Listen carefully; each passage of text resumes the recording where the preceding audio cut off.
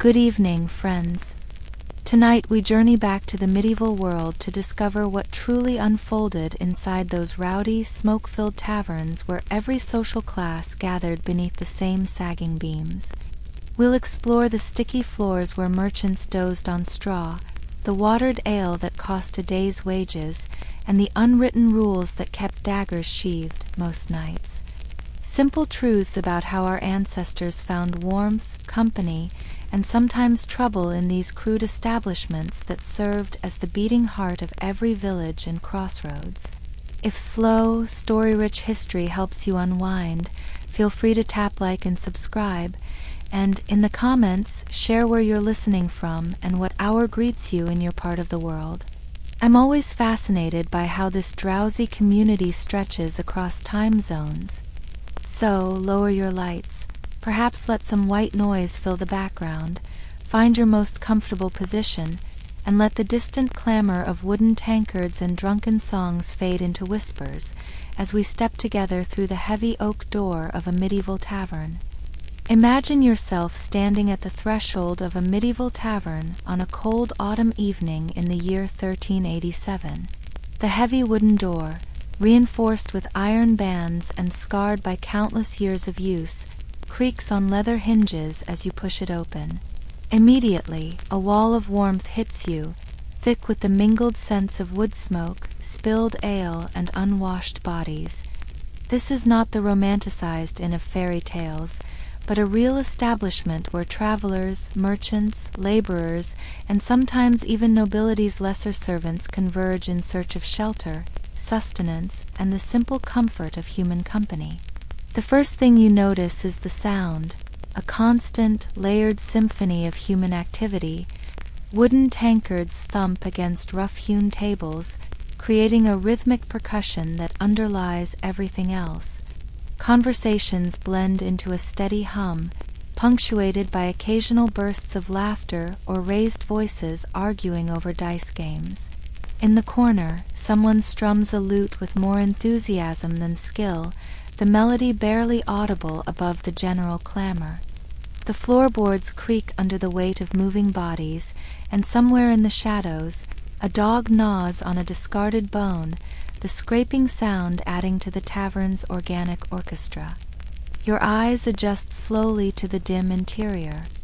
The main source of light comes from a central hearth, where a fire crackles and spits, sending shadows dancing across the low ceiling. Tallow candles, made from animal fat, sit in iron holders on some tables, their flames flickering in the drafts that somehow find their way through every crack in the walls.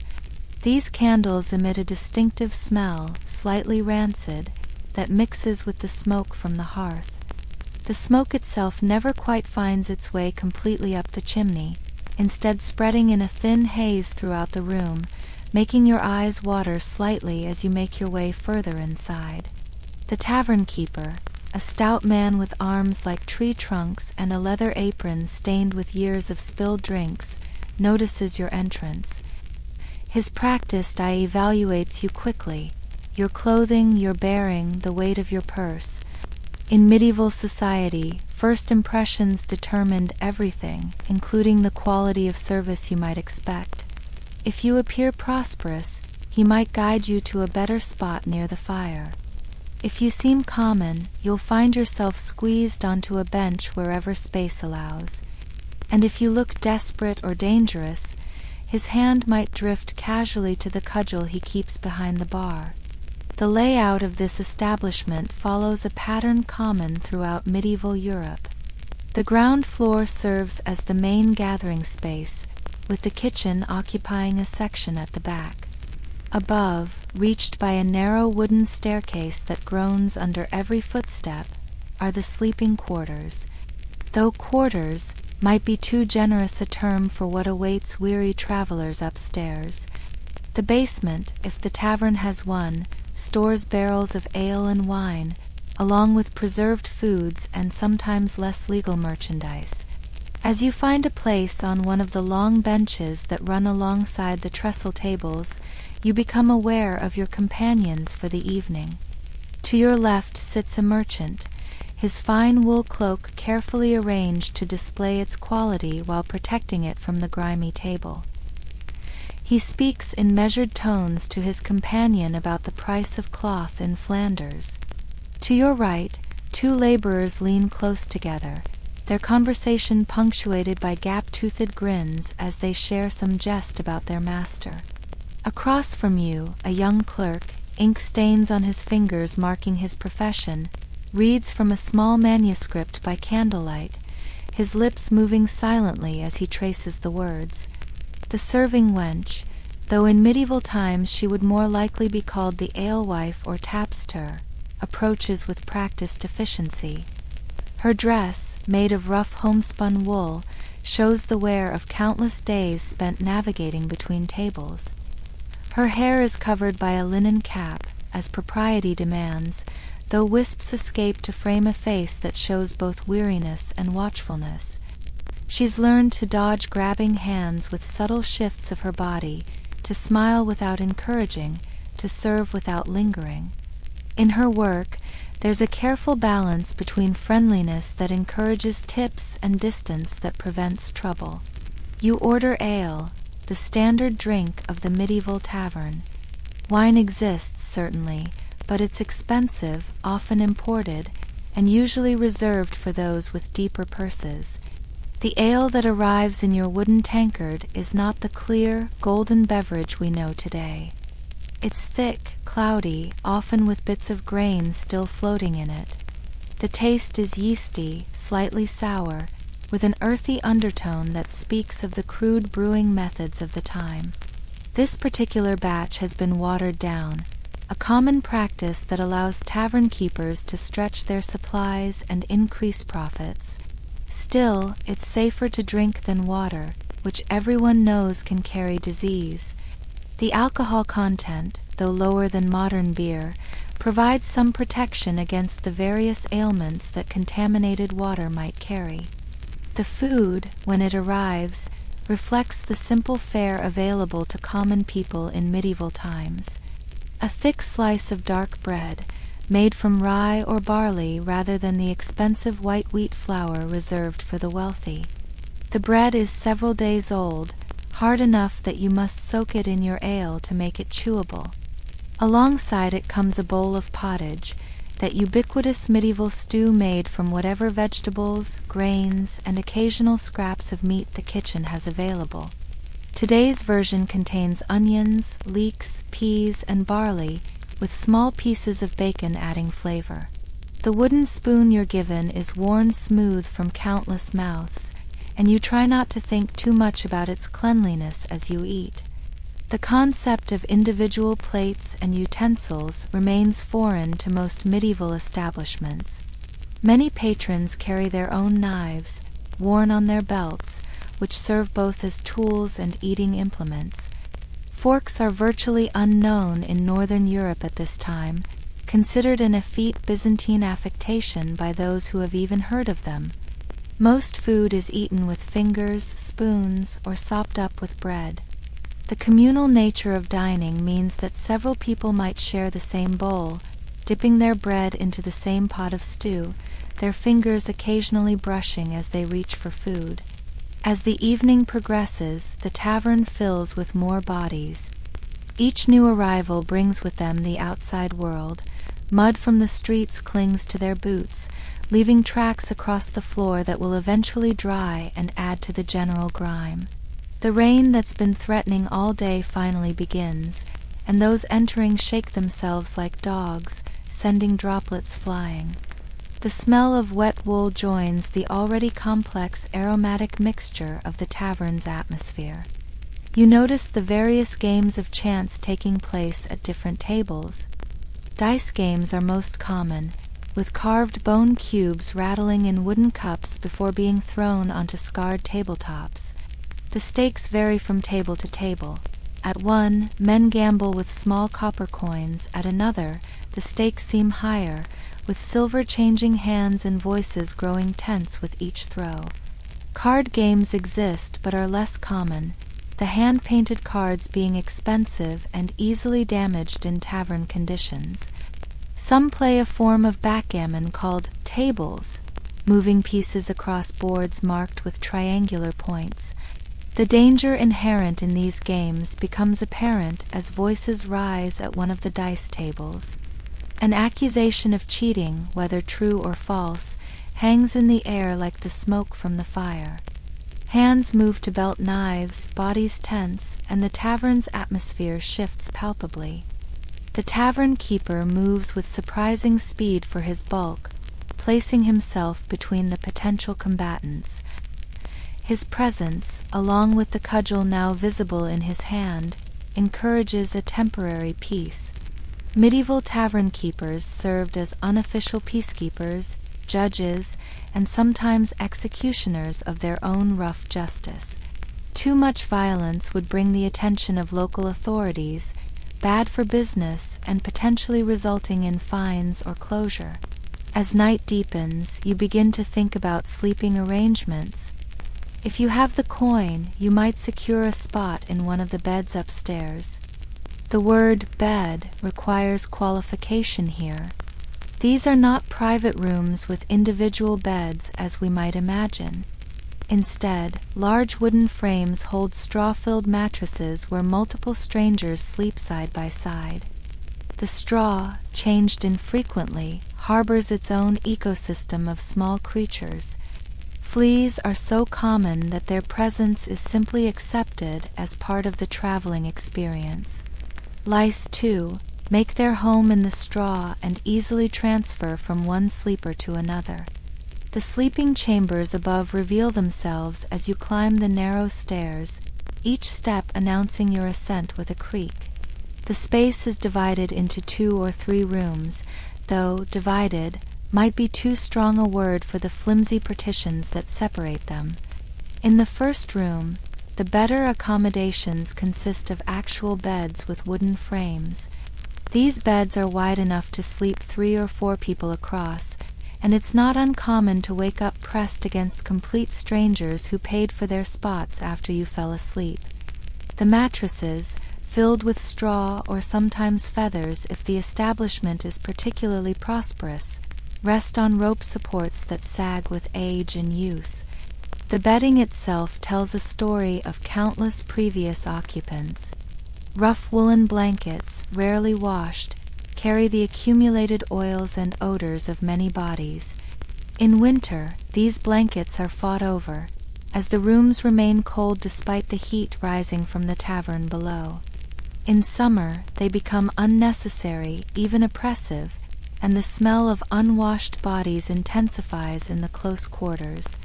Some travelers, wise to the ways of tavern sleeping, carry their own blankets, though these too eventually absorb the ambient grime of their surroundings. For those with less coin, the common room offers a cheaper alternative. Here, people sleep on straw spread directly on the floor, perhaps with a rough cloth thrown over it. Bodies packed together for warmth, and the concept of personal space disappears entirely. Men, women, and children might all share the same room, though some attempt at propriety sees women grouped together when possible. The straw rustles constantly through the night as people shift, trying to find comfortable positions on the hard floor. Snoring creates a symphony of different tones and rhythms, while some mutter in their sleep, adding words to the nocturnal chorus.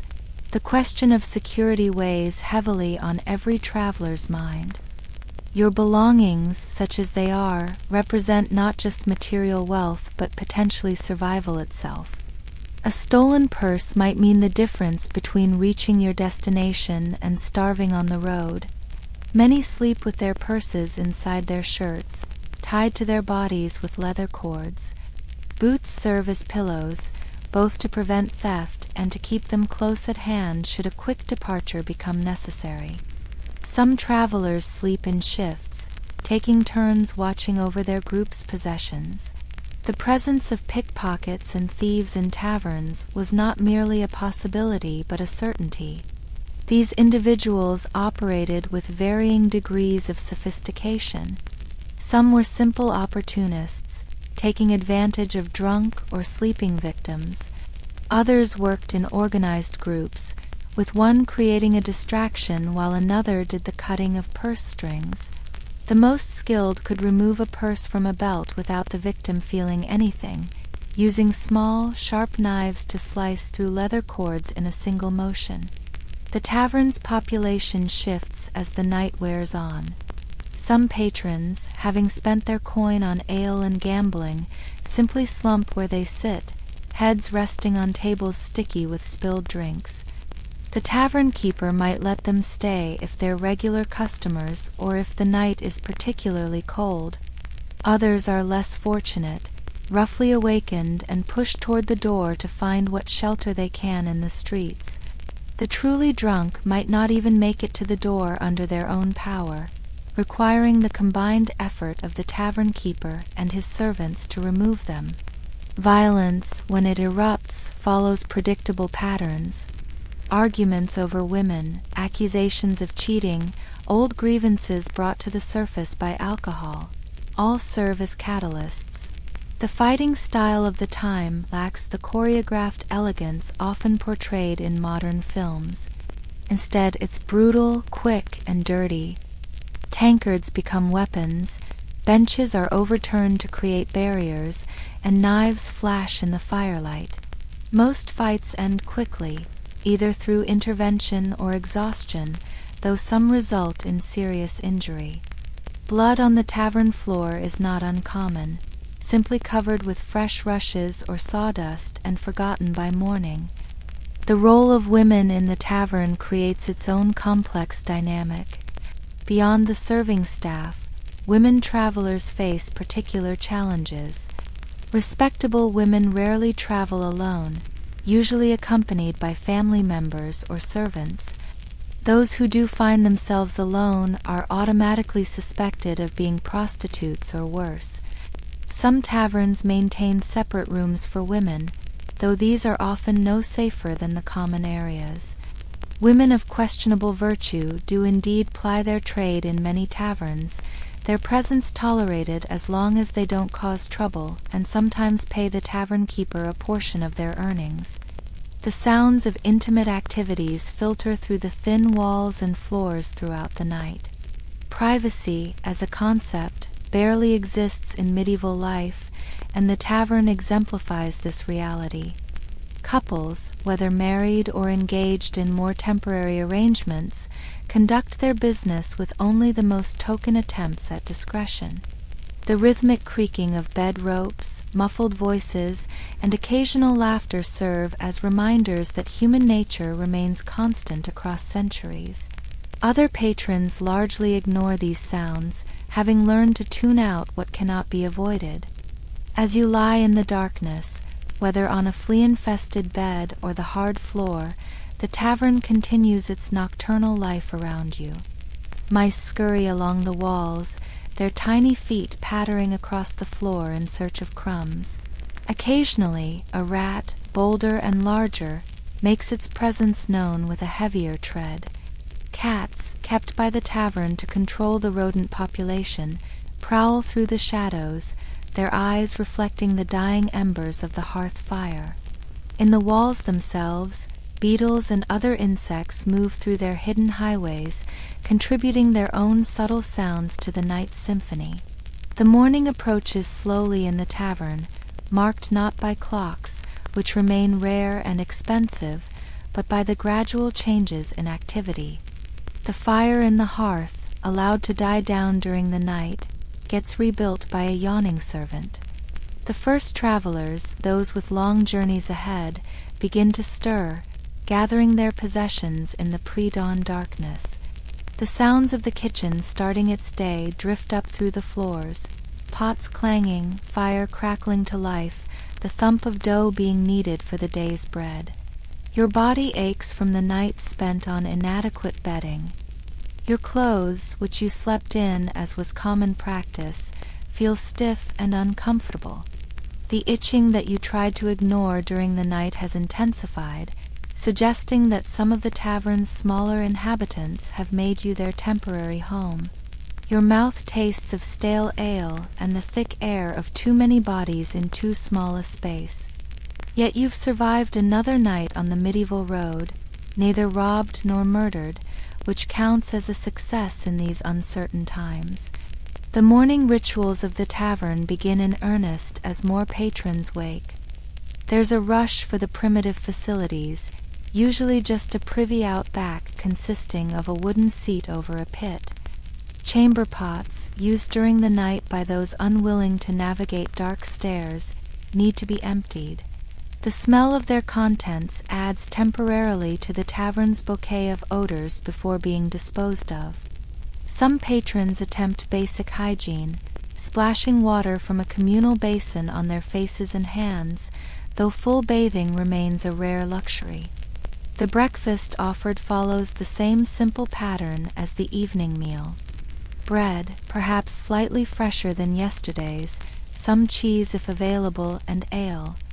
Yes, ale for breakfast, as it remains safer than water and provides necessary calories for the day ahead. Some taverns offer porridge, a thin gruel of oats or barley that fills the stomach if not the soul. The wealthy might command eggs or even meat, but for most patrons, the morning meal is merely fuel for the journey ahead. The payment for your night's stay becomes a negotiation in itself. Medieval currency lacks the standardization of modern money, with various coins from different regions circulating simultaneously. The tavern keeper weighs your silver penny carefully, biting it to test its authenticity, a practice so common that many coins bear teeth marks from repeated testing.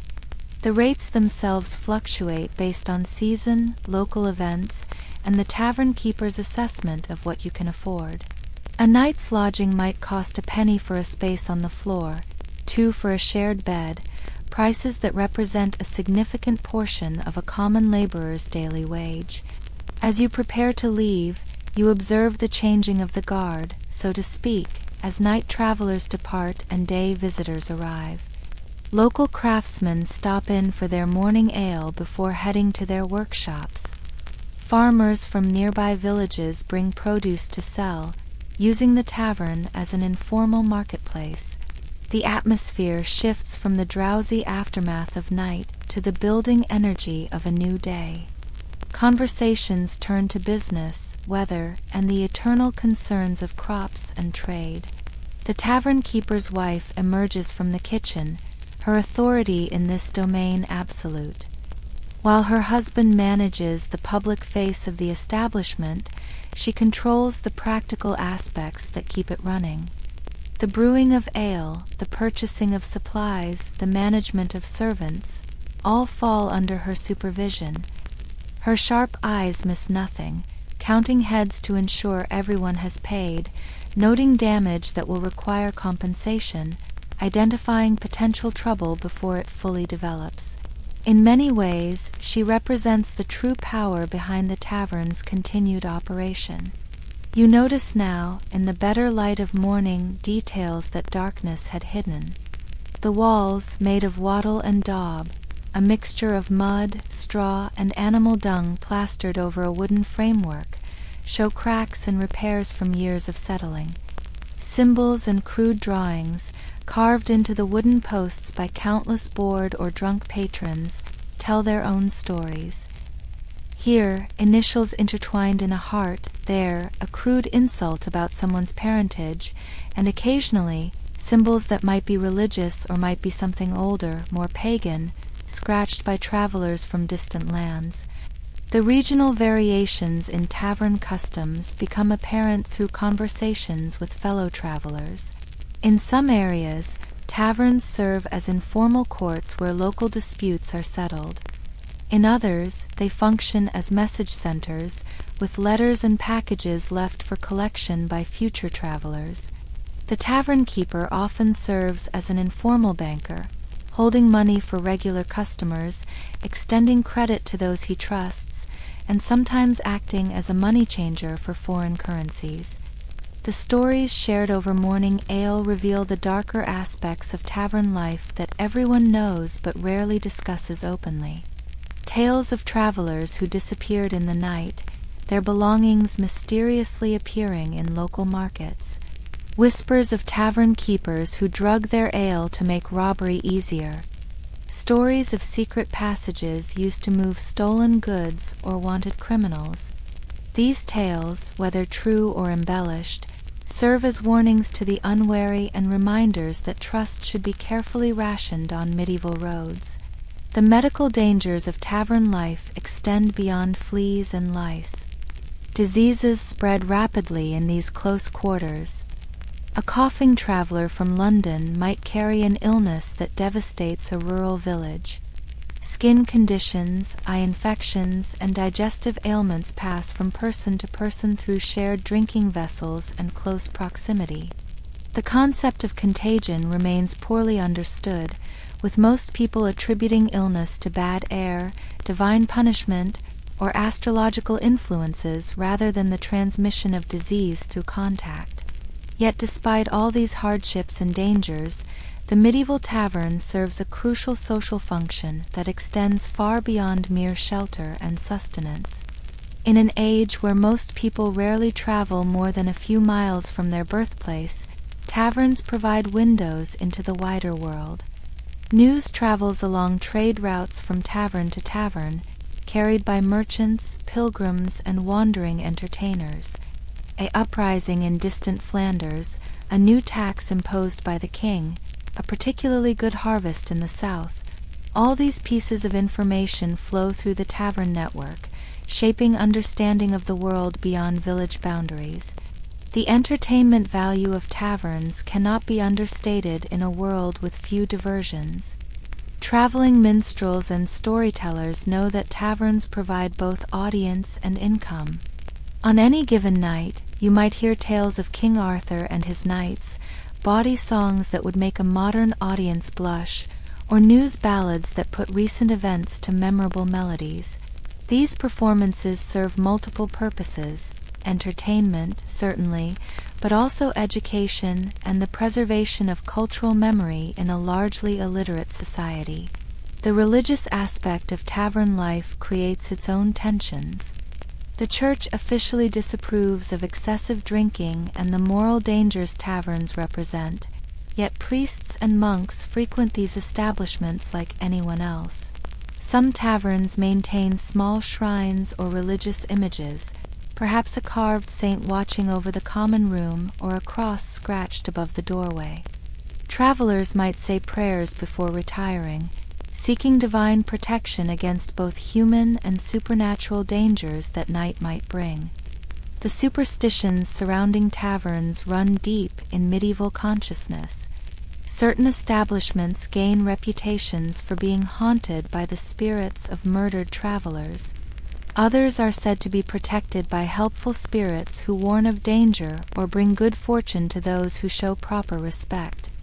Iron horseshoes nailed above doorways ward off evil, while certain herbs hung from rafters protect against disease and malevolent magic.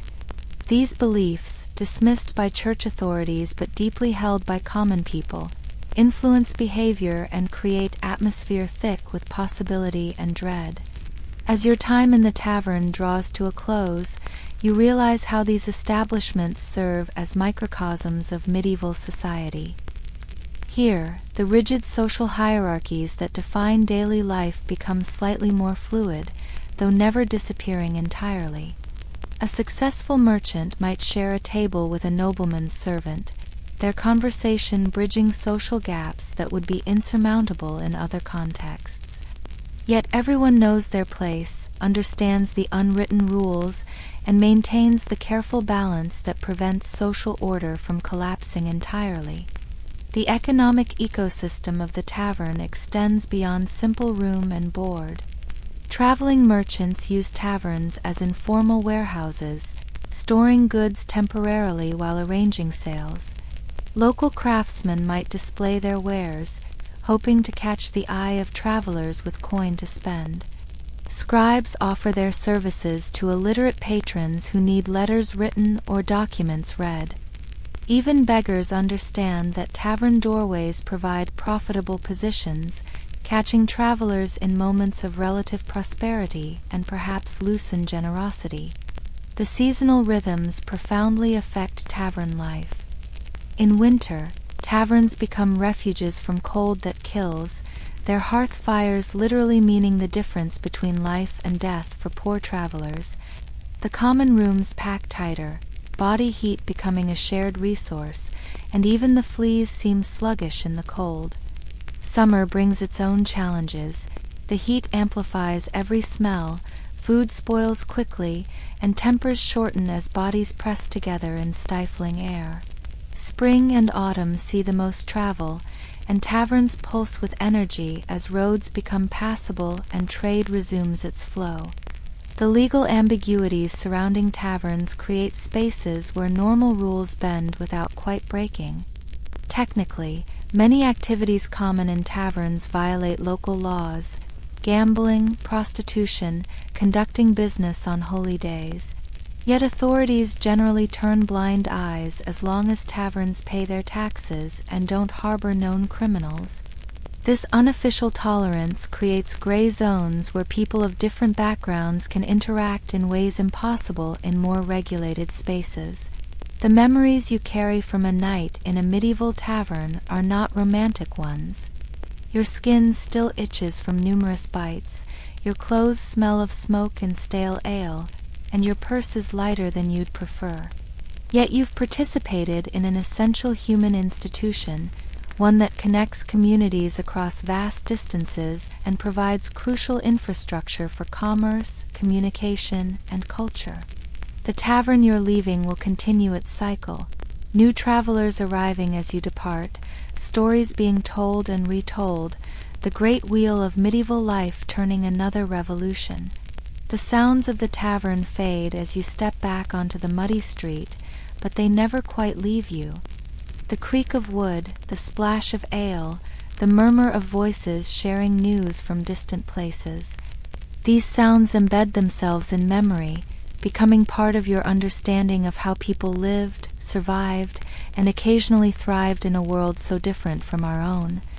The medieval tavern, with all its discomforts and dangers, reveals itself as a testament to human adaptability and the eternal need for gathering places where strangers become temporary companions in the great journey of life. As we prepare to leave this immersive exploration of daily tavern life behind, we can almost still smell the smoke clinging to our imaginary medieval clothes, feel the rough wooden benches beneath us, hear the constant human chorus that filled these spaces from dawn to dawn. And while we might be grateful for modern conveniences and hygiene, we can appreciate how these crude establishments served as vital organs in the body of medieval society, pumping life, information, and human connection through the arteries of muddy roads and uncertain paths. The tavern door closes behind you now, but the experience lingers, a reminder that comfort is relative, that community forms in unlikely places, and that humans have always found ways to create warmth and companionship even in the harshest of circumstances. The medieval tavern, for all its fleas and fights, its watered ale and hard floors, stands as proof that hospitality, however rough, has always been a cornerstone of civilization. From the general chaos of medieval tavern life, we turn our attention now to one particular traveler who transformed these rowdy encounters into literary gold. Geoffrey Chaucer, a man who spent countless nights in establishments just like the one we've explored, listening, observing, and collecting the raw material that would become some of the most important literature in the English language. Born around 1343 into what we might call the middle class of London society, Chaucer entered a world where taverns served not just as waypoints for travelers, but as universities for understanding human nature. His father, John Chaucer, was a prosperous wine merchant, a profession that meant young Geoffrey grew up surrounded by the culture of drink, trade, and the stories that flowed as freely as the wine his family imported from France. The Chaucer home likely stood near Thames Street, in the Vintry Ward, where wine merchants clustered their shops and warehouses, and where taverns naturally sprouted to serve those in the trade. The London of Chaucer's youth pulsed with the energy of a major European city, its population around 40,000 souls packed into narrow streets and cramped quarters. The taverns here differed from their rural counterparts, often larger, sometimes specialized, some catering to particular trades, others to specific nationalities. Young Geoffrey would have known them all, or at least known of them. The tabard in Southwark, which would later feature in his most famous work. The George, the Bell, the Swan, each with its own character, its own clientele, its own stories waiting to be heard. His early life prepared him uniquely for the tavern-centered culture he would later document. In 1357, when barely into his teens, Chaucer became a page in the household of Elizabeth de Burgh, Countess of Ulster. This position introduced him to aristocratic life, but also, crucially, to travel. Following a noble household meant constant movement between estates, and movement meant taverns. Here, the young Chaucer would have observed the full spectrum of medieval society compressed into common rooms, nobles forced by circumstance to share space with merchants, clerks rubbing shoulders with soldiers, pilgrims mingling with rogues. The year 1359 brought Chaucer his first taste of military adventure when he joined the English army's expedition to France during what we now call the 100 Years' War. As a young squire, he would have experienced military taverns, those rough establishments that sprouted near army camps. These were places where different rules applied, where the proximity of death loosened tongues and social conventions. Chaucer was captured near Rheims and held for ransom, an experience that meant confinement but also exposure to French tavern culture once his ransom was paid. The French taverns, with their different customs, wines instead of ale, different songs and stories, added layers to his understanding of how these establishments functioned as cultural repositories. Upon his return to England in 1360, Chaucer entered royal service proper, beginning a career that would span decades and see him traveling constantly on diplomatic missions. These journeys, crisscrossing England and venturing into France, Italy, and Spain, meant hundreds of nights in taverns, inns, and hostels. Each journey added to his collection of characters, situations, and stories. The diplomat's life suited Chaucer perfectly, offering both steady employment and endless material for his literary work. Consider the practical realities of Chaucer's travels. A journey from London to Canterbury, roughly 60 miles, took 2 days on horseback, requiring an overnight stop. A diplomatic mission to Italy meant weeks on the road, dozens of tavern stays, exposure to countless regional variations in food, drink, accommodation, and human behavior. These weren't pleasure trips but working journeys, where Chaucer had to maintain his dignity as a royal representative while navigating the democratic chaos of tavern life. His diplomatic missions provide fascinating glimpses into how taverns functioned in international relations. In 1372, Chaucer traveled to Genoa to negotiate a commercial treaty. The journey, lasting from December to May, meant winter travel through France, crossing the Alps, navigating Italian city-states. At each stop, taverns served not just as shelter but as informal embassies where preliminary negotiations occurred, where local intelligence was gathered, where the real business of diplomacy often happened over wine rather than in formal chambers. The Italian journey proved transformative for Chaucer's literary development. In Italy, he possibly encountered the works of Dante, Petrarch, and Boccaccio, but equally important were the Italian taverns themselves. These establishments, more sophisticated than their English counterparts, offered different models of hospitality. The Ostery of Florence and the Locand of Genoa showed Chaucer how tavern culture could be elevated without losing its essential character as a gathering place for diverse humanity. Back in England, Chaucer's position as Controller of Customs for the Port of London from 1374 to 1386 kept him in daily contact with merchants, sailors, and travelers from across the known world. His office at Aldgate meant he lived literally above one of London's main gates, watching the constant flow of people entering and leaving the city. Many of these travelers would have shared their stories with the educated, sympathetic customs official who showed such interest in their adventures. The taverns near the customs house became Chaucer's informal office, where business mixed with pleasure and where stories accumulated like interest on a loan. The plague years that punctuated Chaucer's life added another dimension to tavern culture. The Black Death returned repeatedly during his lifetime. 1361, 1369, 1375, each outbreak changing the social dynamics of public gatherings. Taverns during plague years became spaces of desperate celebration, where people drank and told stories with the urgency of those who might not see tomorrow. The Canterbury Tales frame narrative, with its pilgrims telling stories to pass time on a journey, reflects this plague-era sensibility of stories as talismans against mortality. Chaucer's approach to gathering material was methodical yet organic. He didn't simply observe, he participated. His contemporaries describe him as affable, a good listener, someone who could draw out stories from reluctant speakers. In taverns, this skill proved invaluable.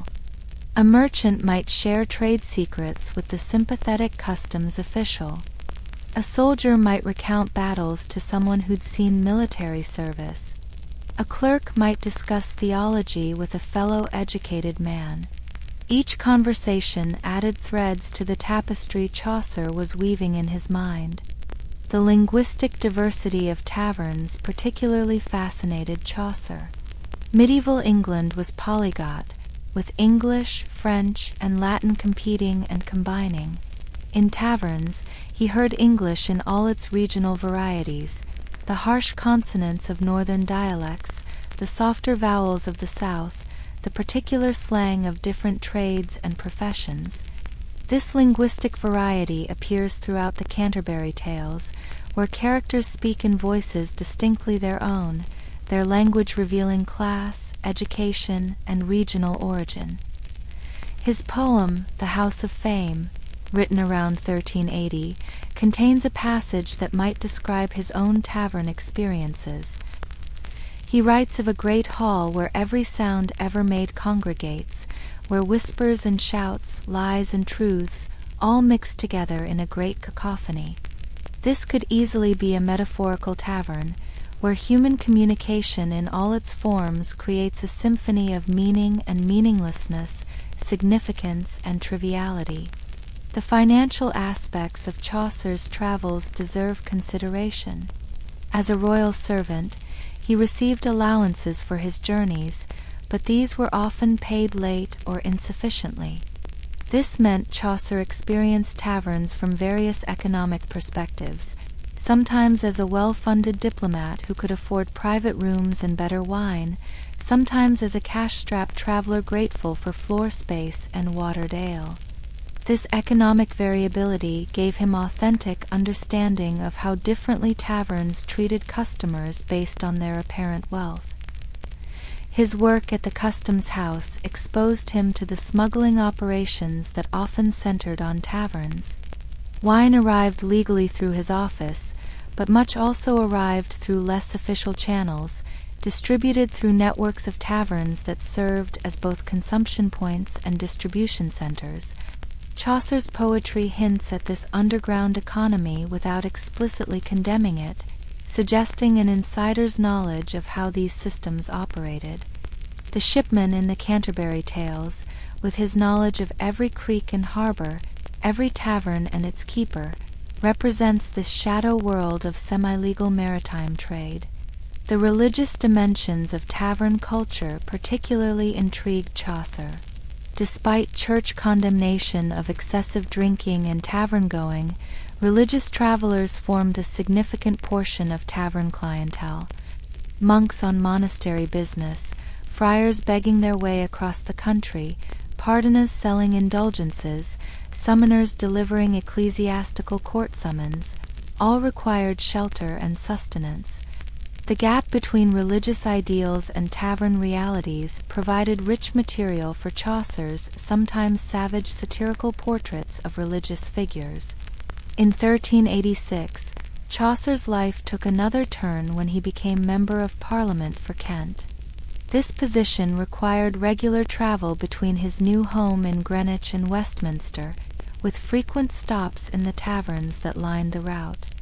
Parliamentary sessions meant London residences, and London meant evening gatherings in taverns where political business continued after formal sessions ended.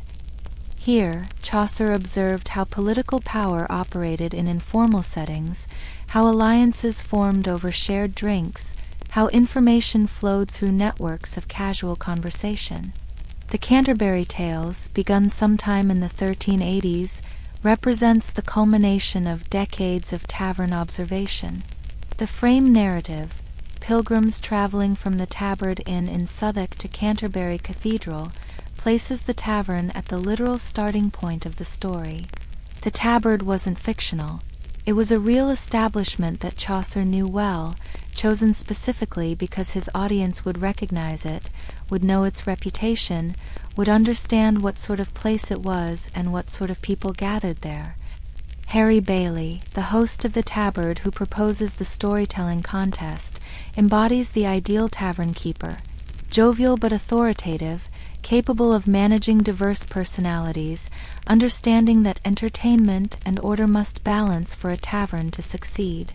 Scholars have identified a real Harry Bailey who kept an inn in Southwark during Chaucer's time, suggesting the poet drew directly from life in creating this central character. The host's ability to cajole, flatter, and occasionally threaten his pilgrim customers into cooperation mirrors the skills every successful tavern keeper needed.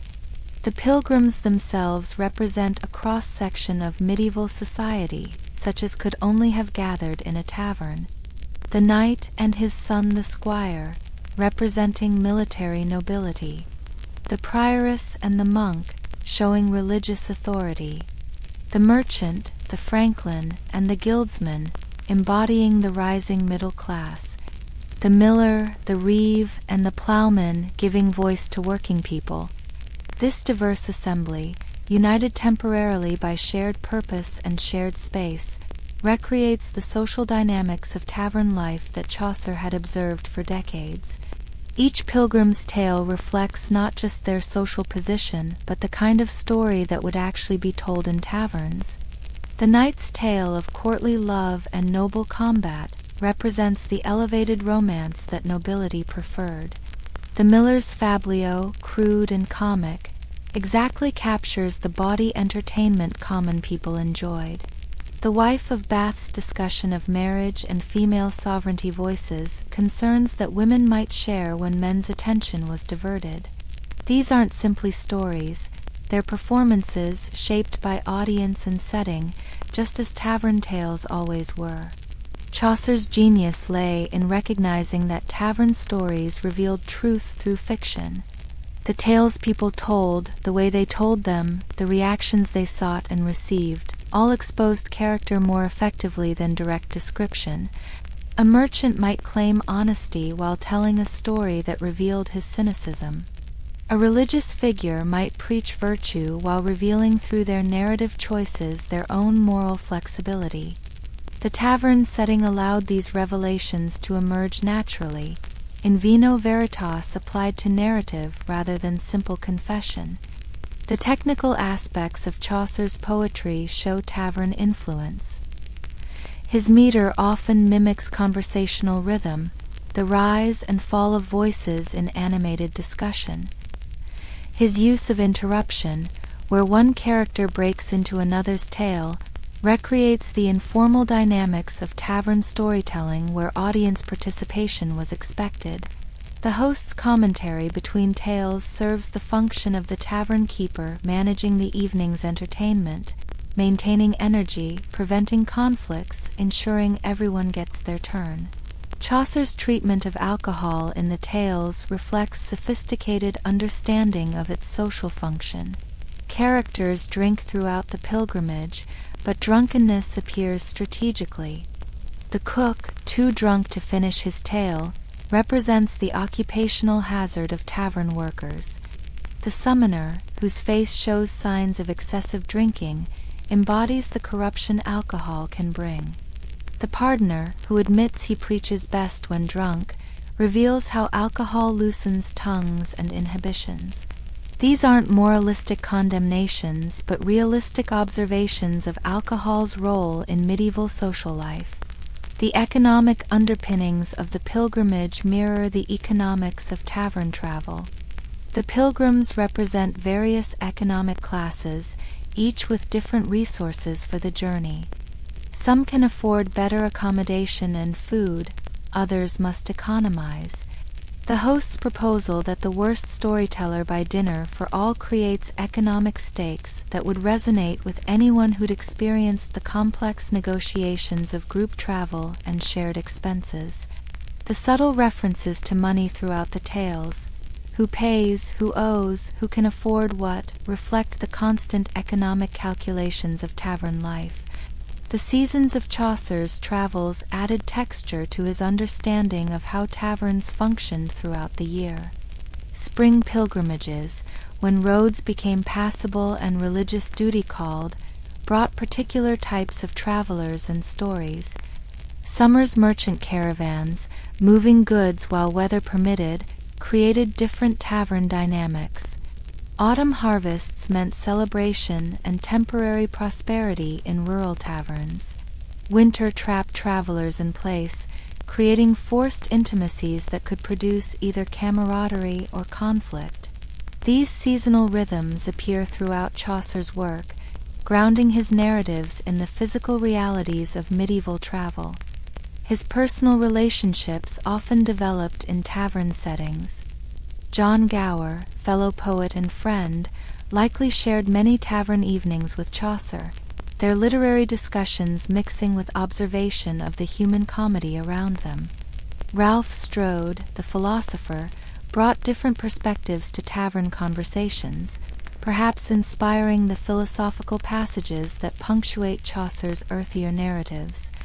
These friendships, lubricated by ale and sustained by shared intellectual interests, shaped Chaucer's artistic development as much as his solitary observations.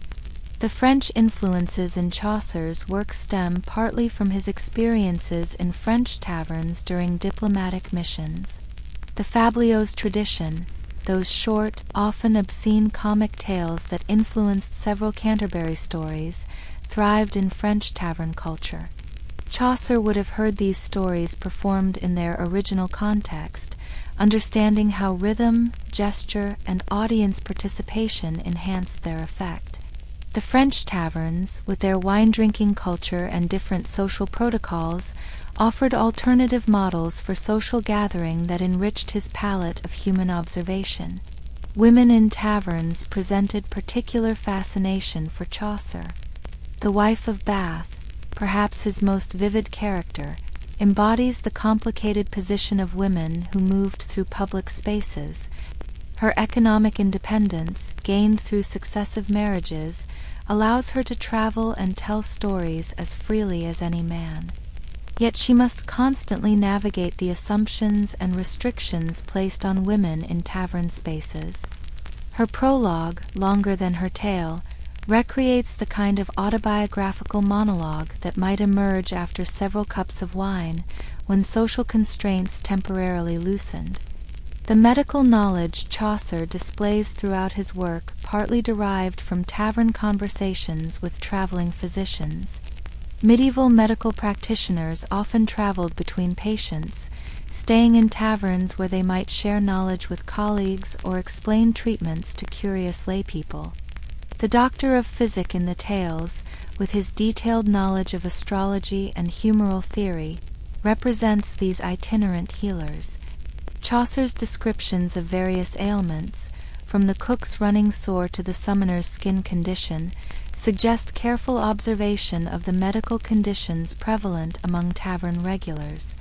Legal matters frequently arose in taverns, and Chaucer's experience with law, both as a justice of the peace and through various legal proceedings in his own life, informed his portrayal of legal professionals. The sergeant of law in the tales, pompous yet knowledgeable, might have been drawn from tavern encounters with actual lawyers.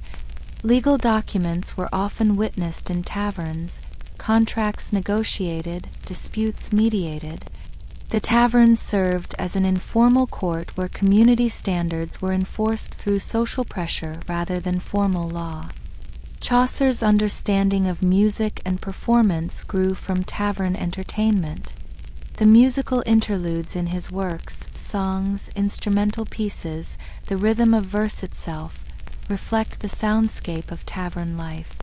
Traveling minstrels, local musicians, and talented amateurs all contributed to tavern atmosphere. The friar in the tales, who could sing and play the rote, represents religious figures who used musical talent to ingratiate themselves with potential benefactors. The specific instruments mentioned, harps, lutes, bagpipes, were those commonly heard in taverns. The food descriptions scattered throughout Chaucer's work reveal a gourmand's attention to tavern fare. From the prioress's delicate table manners to the franklin's love of bread soaked in wine, these details capture the centrality of food in tavern culture. The seasonal availability of different foods, the regional specialties, the contrast between Lenten restrictions and feast day abundance, all appear in his work with the precision of someone who paid attention to what he ate and where he ate it. His observations of tavern games extended beyond simple dice and cards to the verbal games that entertained and educated. Riddles, memory challenges, improvised verses, competitive storytelling, these mental exercises sharpened wits and passed long evenings. The storytelling contest that frames the Canterbury Tales essentially recreates a tavern game writ large, with rules, judges, and prizes. The competitive element, where pilgrims try to outdo each other, mirrors the competitive atmosphere of tavern entertainment where reputation and free drinks might hang on a well-told tale. The international connections Chaucer made through tavern encounters influenced his worldview significantly. Italian merchants in London taverns brought news of banking innovations and Renaissance art. Flemish weavers discussed textile techniques and guild politics. Spanish wine merchants shared stories of Moorish Spain and Reconquista battles. These conversations, informal and wine-loosened, provided Chaucer with perspectives unavailable through official diplomatic channels. His poetry shows awareness of a wider world, unusual for English writers of his time. Language acquisition happened naturally in taverns where multiple languages mixed freely. Chaucer's fluency in French and Italian, his knowledge of Latin, and his familiarity with various English dialects all benefited from tavern immersion. The necessity of communicating across language barriers for basic needs, food, shelter, directions, taught practical communication skills that formal education might miss. His ability to represent different linguistic registers in his poetry, from courtly French-influenced speech to crude Anglo-Saxon expletives, reflects this multilingual tavern education. The spiritual crises and religious doubts that occasionally surface in Chaucer's work might have originated in late-night tavern discussions. Away from the formal constraints of church settings, people could voice questions about doctrine, share heterodox ideas, express doubts about clerical authority. The pardoner's cynical manipulation of religious faith, selling fake relics to gullible believers, exposes corruption that would have been discussed more freely in taverns than in any official forum. These conversations, dangerous if overheard by wrong ears, shaped Chaucer's nuanced approach to religious themes. His final years, spent in a house near Westminster Abbey, still included tavern visits, though perhaps less frequent. The Boar's Head, the Cock, the Rose. Westminster's taverns served Parliament, the Abbey, and the Royal Palace, mixing political, religious, and courtly gossip in their smoky rooms. Even as his health declined, Chaucer likely continued gathering stories, observing human nature, adding final touches to his understanding of how people reveal themselves in communal spaces. The composition process for the Canterbury Tales probably included testing material in tavern settings. Medieval authors often read their work aloud to gauge audience reaction, and taverns provided ready audiences. A successful joke, a moving passage, a clever rhyme would receive immediate feedback. Failed attempts could be revised before formal presentation. This oral testing ground shaped the tales' accessible style, their balance of entertainment and instruction, their ability to hold diverse audiences' attention. Chaucer's death in 1400 ended a life spent largely in motion, moving between taverns, gathering stories, transforming experience into art. His burial in Westminster Abbey began the Poets' Corner tradition, but his true monument exists in every tavern story told since, every moment when strangers share tales over drinks, every time diverse people unite temporarily in common space. He captured not just medieval tavern life, but the eternal human need for gathering places where stories flow as freely as ale. The manuscripts of the Canterbury Tales spread through England partly via tavern networks. Traveling merchants carried copies, reading popular passages aloud in taverns where literacy remained rare. Professional scribes, working in taverns for better light and potential customers, produced new copies. The tales moved through the same networks Chaucer had traveled, finding audiences in the same smoky rooms where he'd found inspiration. The work's immediate popularity suggests it captured something true about tavern life that audiences recognized.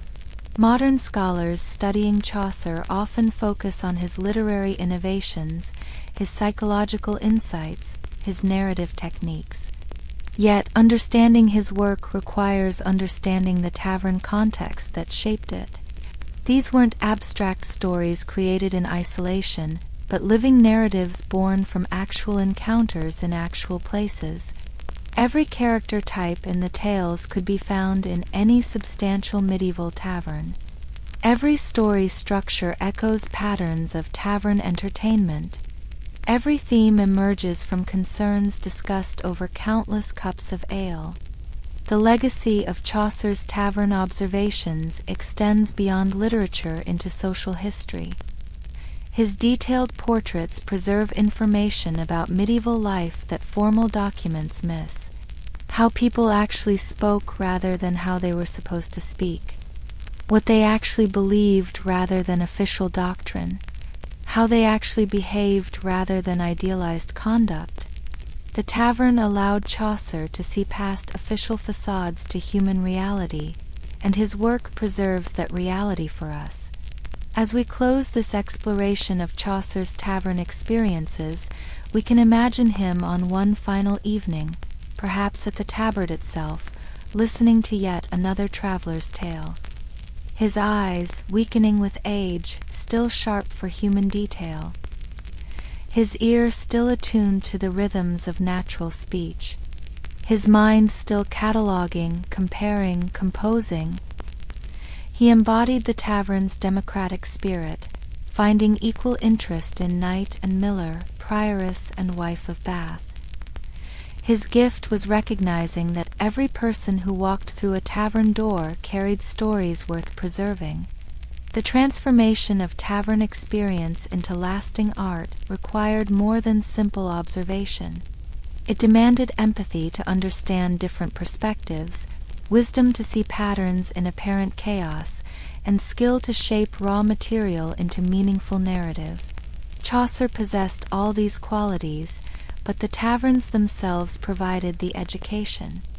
In their smoky, noisy, democratic spaces, he learned that human nature transcends social position, that comedy and tragedy interweave constantly, and that truth often emerges more clearly from fiction than from fact.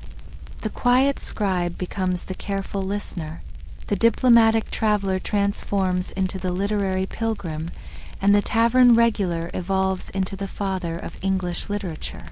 Geoffrey Chaucer's journey from tavern to immortality reminds us that great art often originates in humble places, that careful observation of ordinary life yields extraordinary insights, and that the stories shared over cups of ale can echo across centuries, still fresh, still true, still deeply human.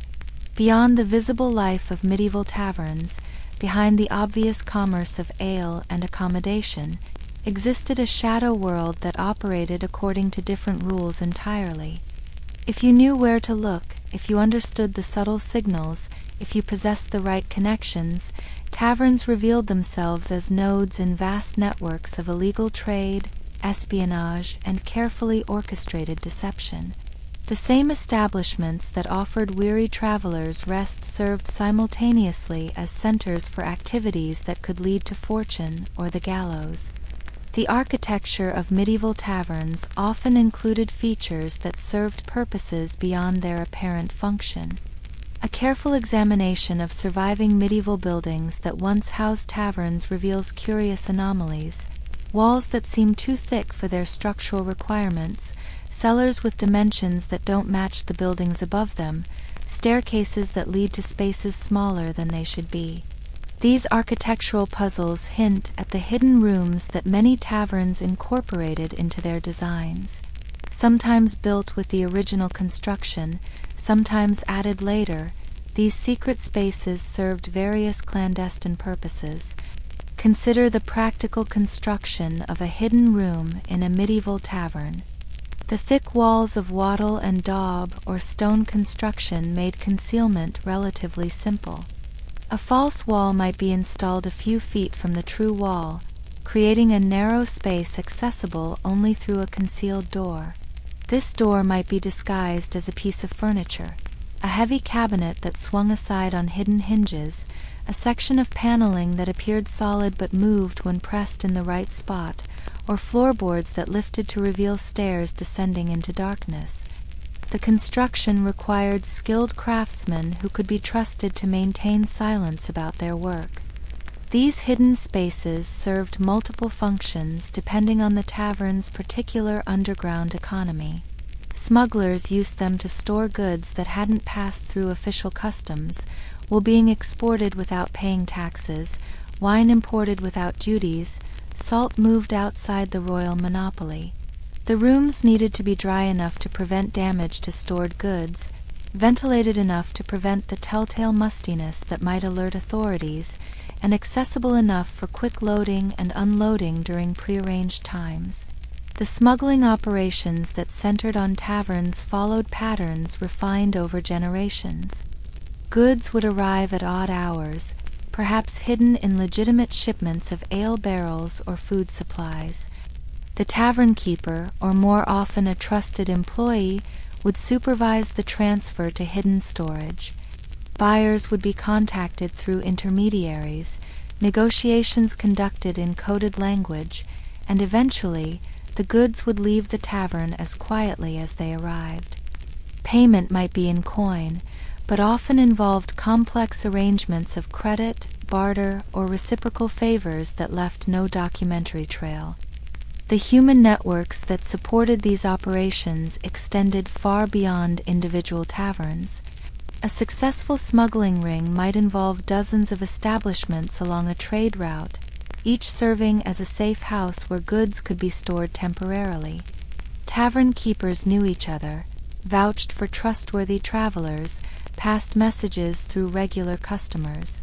A merchant presenting the right introduction, speaking the right phrases, showing the right tokens, could move illegal goods across entire kingdoms using this underground railroad of taverns. The risks involved in these activities were substantial, but so were the potential profits. The medieval economy, heavily regulated and taxed, created enormous incentives for avoiding official channels. A load of untaxed wool might yield profits of several 100%. Wine smuggled past customs could be sold for many times its purchase price.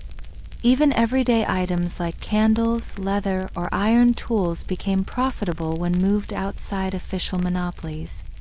Tavern keepers who successfully managed smuggling operations could accumulate wealth far exceeding what legitimate hospitality might provide. Yet the consequences of discovery could be catastrophic. Medieval justice showed little mercy to smugglers, particularly those who defrauded royal revenues. Punishments ranged from heavy fines that could bankrupt entire families to physical mutilation, the loss of a hand for theft, branding for repeat offenses. In extreme cases, particularly when smuggling intersected with treason or religious crimes, execution was possible. Tavern keepers walked a careful line, needing to appear law-abiding while managing illegal enterprises that authorities surely suspected but couldn't quite prove. The role of taverns in espionage added another layer to their hidden activities. Medieval Europe's complex political landscape, with its shifting alliances, disputed successions, and constant low-level warfare, created enormous demand for intelligence. Taverns, where travelers naturally gathered and tongues loosened with drink, provided ideal environments for gathering information. Professional spies, though they wouldn't have used that term, frequented taverns along major routes, listening for useful intelligence. The methods of medieval espionage seem primitive by modern standards, but were sophisticated for their time. A spy might pose as a merchant, complete with genuine trade goods and convincing documentation. They would engage fellow travelers in seemingly innocent conversation, gradually steering discussion toward topics of interest. Military movements, noble marriages, trade agreements, religious controversies, all might be explored through careful questioning disguised as casual curiosity. The spy's skill lay in extracting information without arousing suspicion, in remembering details accurately, and in distinguishing truth from rumor. Some taverns served as regular meeting points for intelligence networks. A particular establishment might be known to agents of a specific noble or monarch as a place where messages could be left or received. The tavern keeper might or might not be aware of these activities. Sometimes they were active participants paid to facilitate communication. Other times, the tavern was used without the owner's knowledge, chosen for its location or clientele rather than any complicity in espionage. The methods of secret communication in taverns showed remarkable creativity. Messages might be hidden in the false bottom of a tankard, passed from one drinker to another during a seemingly accidental collision. Information could be sewn into the lining of clothes left for washing, retrieved by confederates among the tavern's servants. Coded marks might be carved into table surfaces or door frames, meaningless to casual observers but full of significance to those who knew how to read them. Music and performance provided particularly effective covers for intelligence operations. A traveling minstrel had legitimate reasons to move between taverns, to engage with diverse audiences, to ask questions about local news and gossip. Songs themselves could carry coded messages. A particular ballad performed in a specific way might signal that a contact was present, that danger threatened, or that plans should proceed. The oral nature of medieval culture, where information traveled primarily through speech and song rather than writing, made these musical codes both practical and difficult to detect. The Catholic Church's extensive network of taverns and hostels created unique opportunities for both legitimate and clandestine communication. Monasteries often operated gusthouses that functioned essentially as taverns, providing food, drink, and shelter to travelers. These establishments, theoretically devoted to Christian charity, sometimes served worldly purposes. Church politics, as complex and vicious as secular governance, required its own intelligence networks. Information about rival bishops, reports of heretical movements, details of noble donations or their absence, all flowed through ecclesiastical taverns. The intersection of religious and secular espionage created particularly complex situations. A tavern on a pilgrimage route might host agents of both church and state, each pursuing different agendas, possibly unaware of each other's presence. Pilgrims provided excellent cover for spies, their religious purpose explaining travel to sensitive locations, their diverse origins making unusual accents or customs less suspicious. The Canterbury Road that Chaucer immortalized carried not just legitimate pilgrims, but also agents moving under sacred cover. Secret societies and guilds used taverns as meeting places where membership could gather without attracting attention. The back room of a tavern, officially reserved for a merchant guild's monthly dinner, might host discussions that went far beyond trade regulations. Early craft unions, technically illegal in many jurisdictions, planned collective actions in tavern rooms. Religious dissidents, careful to avoid charges of heresy, might explore dangerous theological questions in private tavern chambers where trusted associates could speak freely. The financial mechanisms that supported tavern-based criminal networks showed surprising sophistication. Medieval banking, still in its infancy, often operated through informal networks of trust and credit. Tavern keepers, with their regular cash flow and connections to travelers, could function as informal bankers. They might hold deposits, transfer funds through letters of credit or exchange currencies. These legitimate financial services provided perfect cover for money laundering, moving profits from illegal activities into legitimate commerce. The coded language that developed around these activities became elaborate over time. Innocent-seeming phrases carried specific meanings. "The wine from Bordeaux runs thin this year" might mean authorities were investigating smuggling routes. "My cousin in Dover sends his regards" could signal that a shipment had arrived safely. "The roads north are muddy" might warn that borders were being watched. This verbal coding allowed conspirators to communicate in public spaces without fear of casual eavesdroppers understanding their true meaning. Women played crucial but often overlooked roles in tavern-based underground networks. The alewife who brewed the tavern's beer might also brew poisons or medicinal drugs whose sale was restricted. Serving women, often ignored by male customers who considered them mere furniture, could observe conversations and gather intelligence.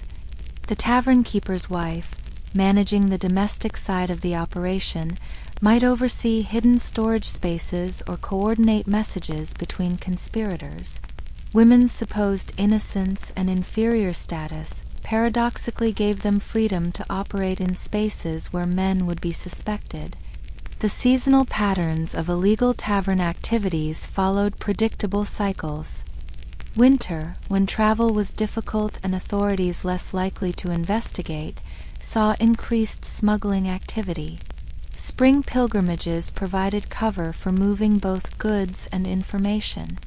Harvest time, when temporary workers flooded rural areas, offered opportunities to recruit new members for criminal enterprises or to move strangers through areas where they might otherwise attract attention.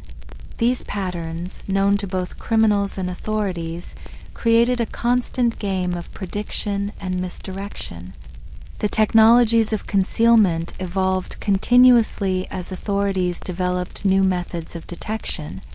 Early hidden compartments might be simple spaces behind walls, but as searchers became more sophisticated, so did hiding places.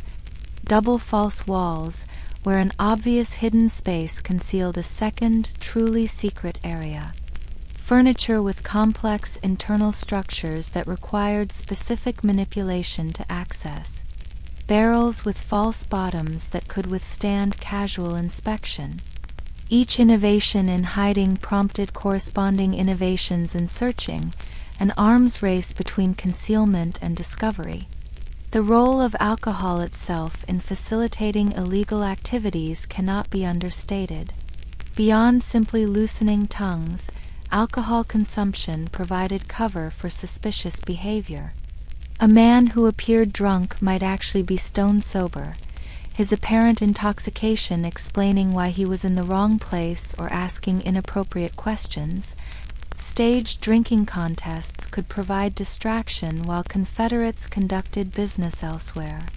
The culture of medieval drinking, where extreme intoxication was common, created perfect camouflage for those who needed to appear incapacitated. The geographic distribution of taverns with underground connections followed trade routes and political boundaries.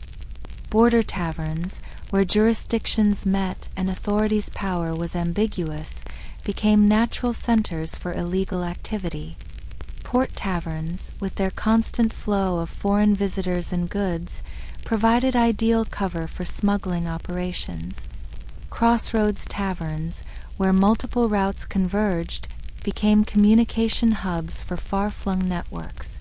The physical geography of medieval Europe, with its numerous small kingdoms, disputed territories, and semi-autonomous cities, created countless opportunities for those willing to exploit jurisdictional confusion. Maritime taverns developed their own particular forms of illegal activity.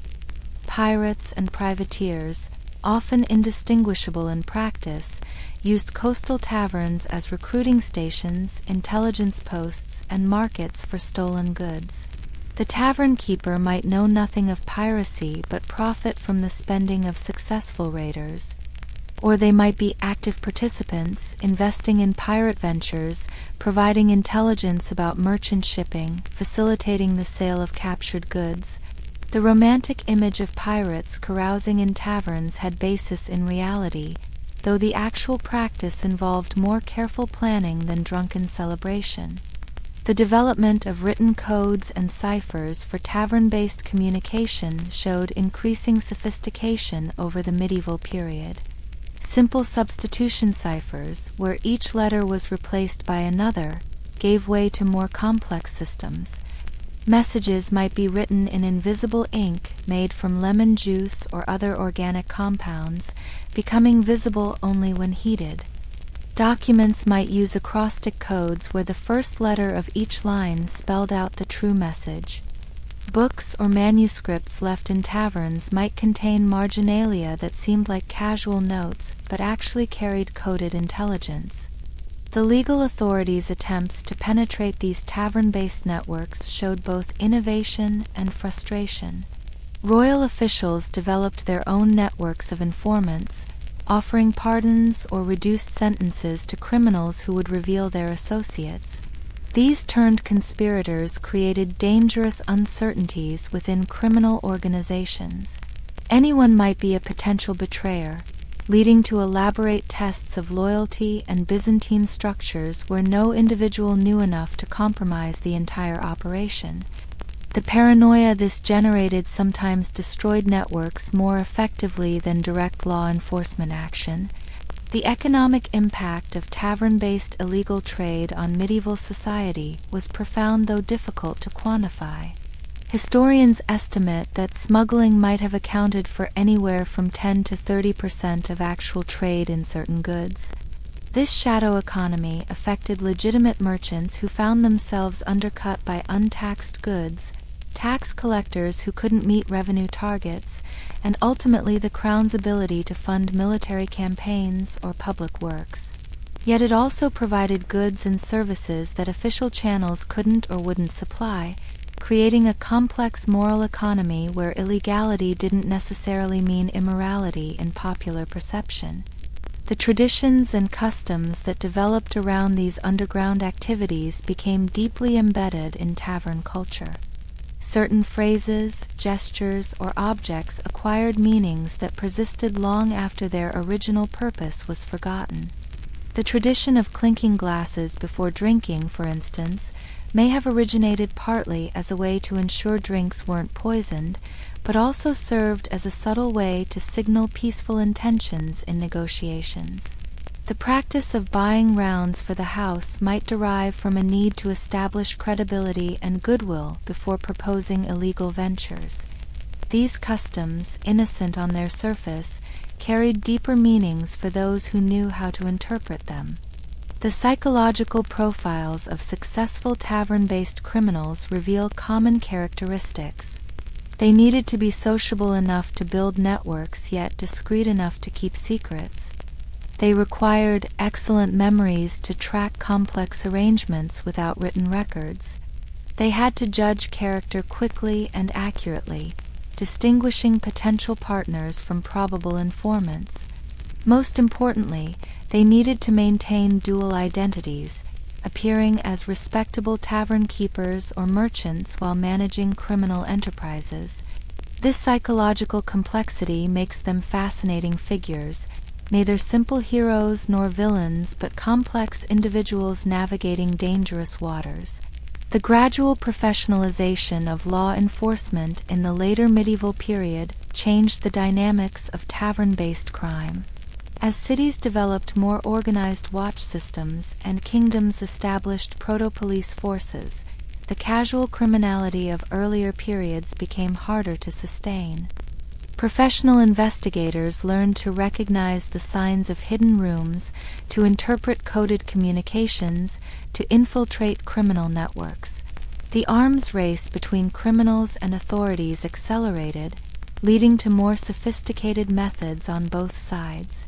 The relationship between tavern crime and broader political movements added another dimension to these activities.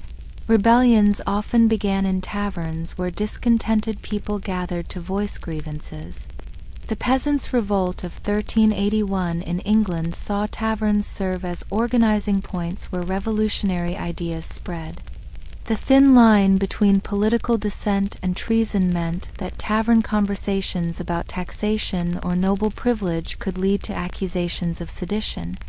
Tavern keepers had to balance their roles as hosts to community discussion with the danger of being seen as fostering rebellion. The international dimensions of tavern-based networks extended beyond simple smuggling to include diplomatic intrigue and commercial espionage. Italian banking houses maintained agents in taverns across Europe, gathering intelligence on political stability, military preparations, and economic conditions that might affect their loans. The Hanseatic League, that powerful confederation of merchant cities, used tavern networks to coordinate trade policies and respond to threats to their commercial dominance. These activities blurred the lines between legitimate business intelligence and criminal conspiracy. The role of taverns in the slave trade, though less prominent in medieval Europe than in other periods and places, still existed in certain contexts. Prisoners of war, technically slaves under medieval law, might be traded through tavern networks. Servants fleeing harsh masters could be captured and sold through underground channels. Even free persons might be kidnapped and sold into servitude in distant lands, their disappearance explained as voluntary departure or accident. These human trafficking networks, though smaller in scale than later Atlantic trade, showed the darkest possibilities of tavern-based crime. The medical and pharmaceutical aspects of illegal tavern trade involved substances that medieval authorities tried to control. Certain herbs and compounds used for abortion, poison, or consciousness alteration were legally restricted. Yet demand for these substances ensured a steady underground trade. Tavern keepers might maintain relationships with cunning women or unlicensed healers who could supply prohibited materials. The back room of a tavern might serve as an unofficial clinic where desperate people sought remedies that official medicine couldn't or wouldn't provide. The evolution of tavern architecture in response to criminal activities and official scrutiny created lasting changes in building design. Taverns built in the later medieval period often incorporated features specifically intended to facilitate observation and control. Multiple entrances and exits became standard, allowing discreet arrivals and departures. Windows were positioned to provide views of approaching roads. Interior layouts created sightlines that allowed tavern keepers to monitor all spaces from central positions. These architectural adaptations, originally serving criminal purposes, influenced hospitality design for centuries. The cultural memory of tavern-based underground activities persisted long after the medieval period ended. Folk songs celebrated clever smugglers who outwitted authorities. Local legends told of hidden treasures still concealed in tavern walls. Ghost stories featured the spirits of betrayed conspirators haunting the establishments where they were captured. This cultural mythology transformed historical criminality into romantic adventure, obscuring the genuine danger and moral complexity of these activities. The records that survive from medieval legal proceedings provide glimpses into how these networks actually operated.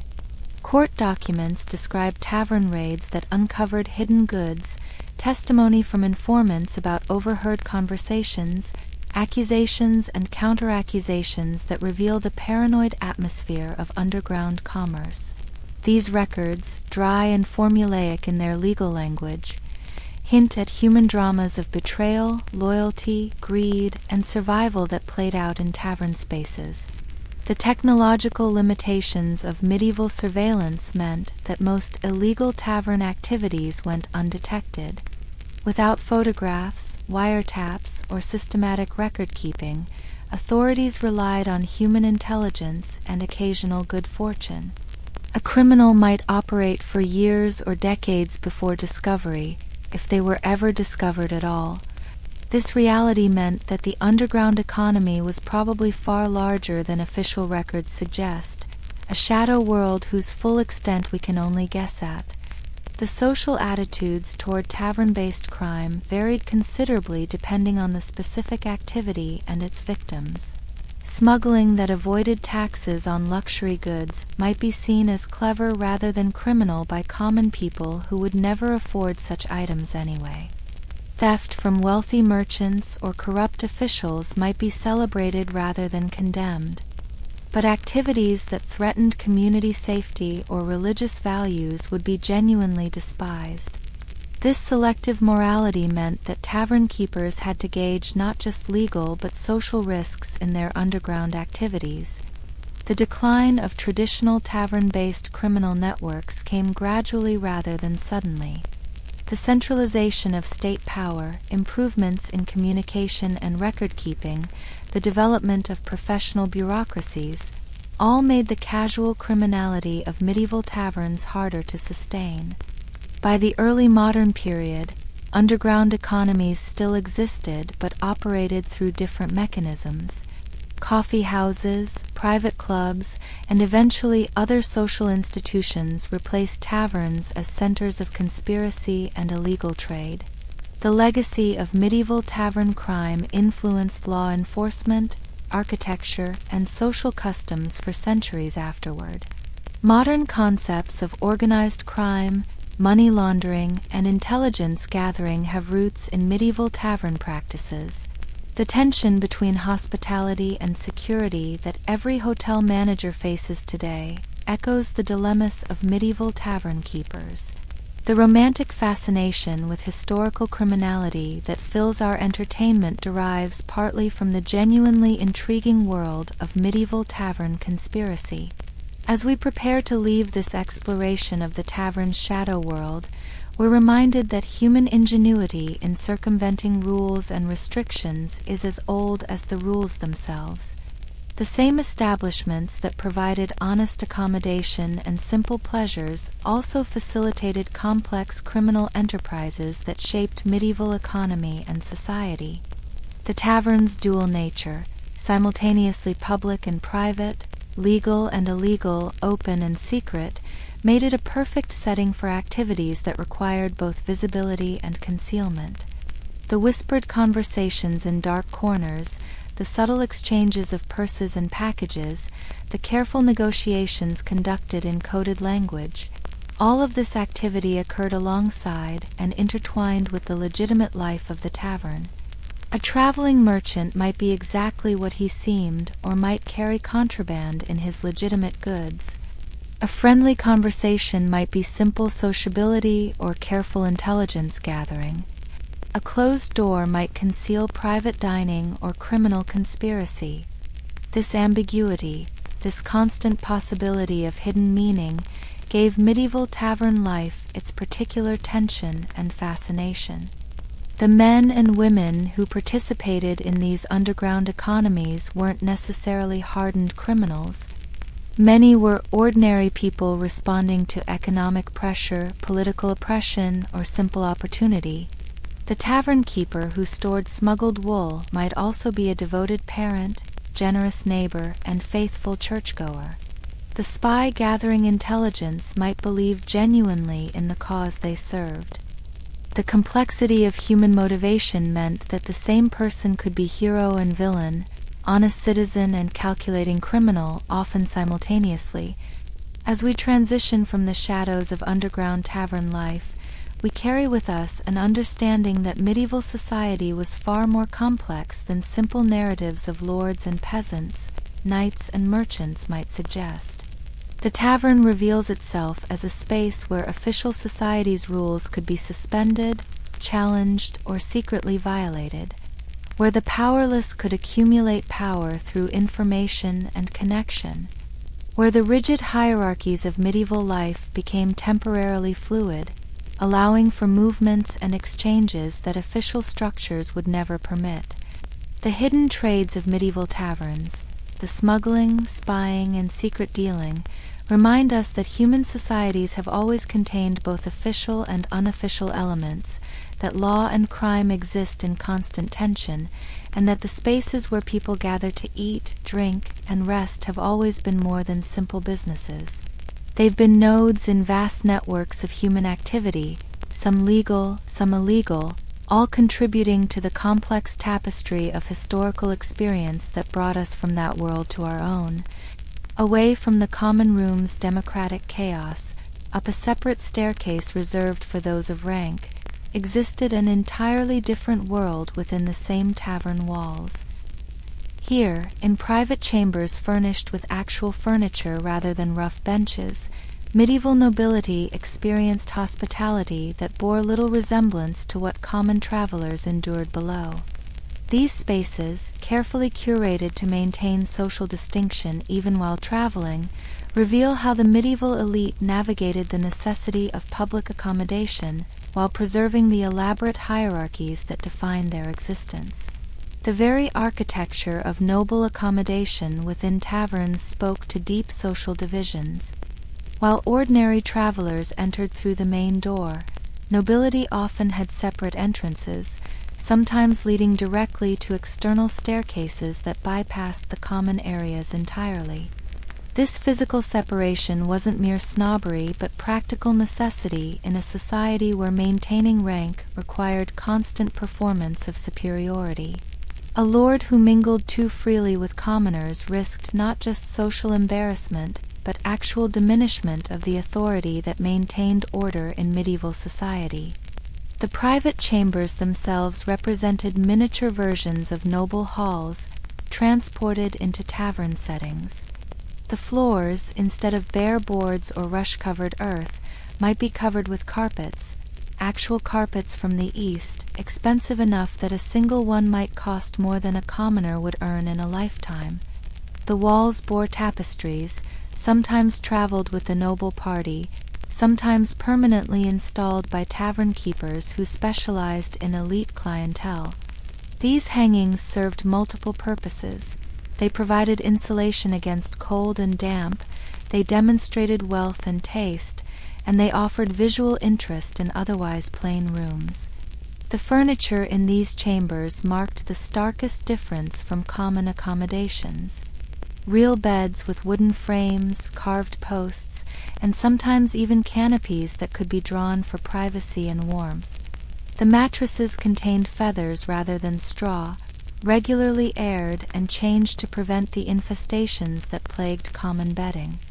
Clean linen sheets, a luxury almost unimaginable to ordinary people who might sleep fully clothed on bare straw, were changed for each noble guest. The bed might be warmed before use with warming pans filled with hot coals, ensuring the noble body never experienced the shock of cold sheets. Seating arrangements in the private chamber followed strict protocols that seem absurd to modern sensibilities, but were deadly serious to medieval nobility. Chairs, actual chairs with backs and arms, were reserved for the highest-ranking individuals.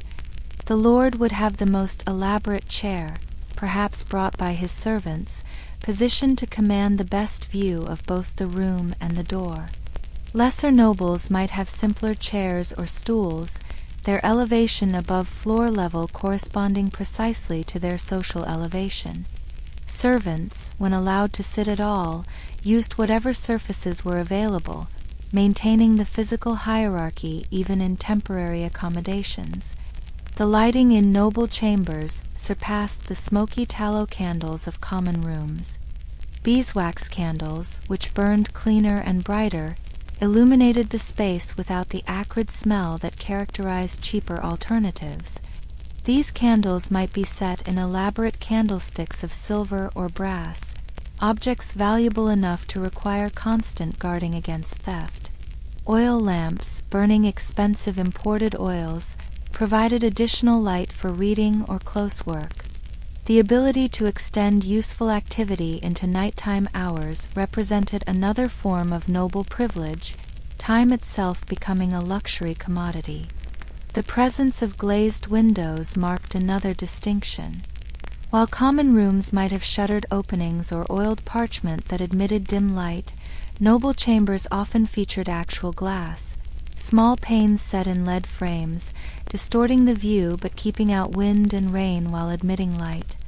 Some taverns went further, installing colored glass that cast jeweled patterns across the room, creating an atmosphere reminiscent of church or palace rather than commercial establishment. The psychological effect of colored light, transforming ordinary spaces into something seemingly sacred, wasn't lost on medieval minds accustomed to associating stained glass with divine spaces. The temperature control available to nobility extended beyond better bedding and wall hangings.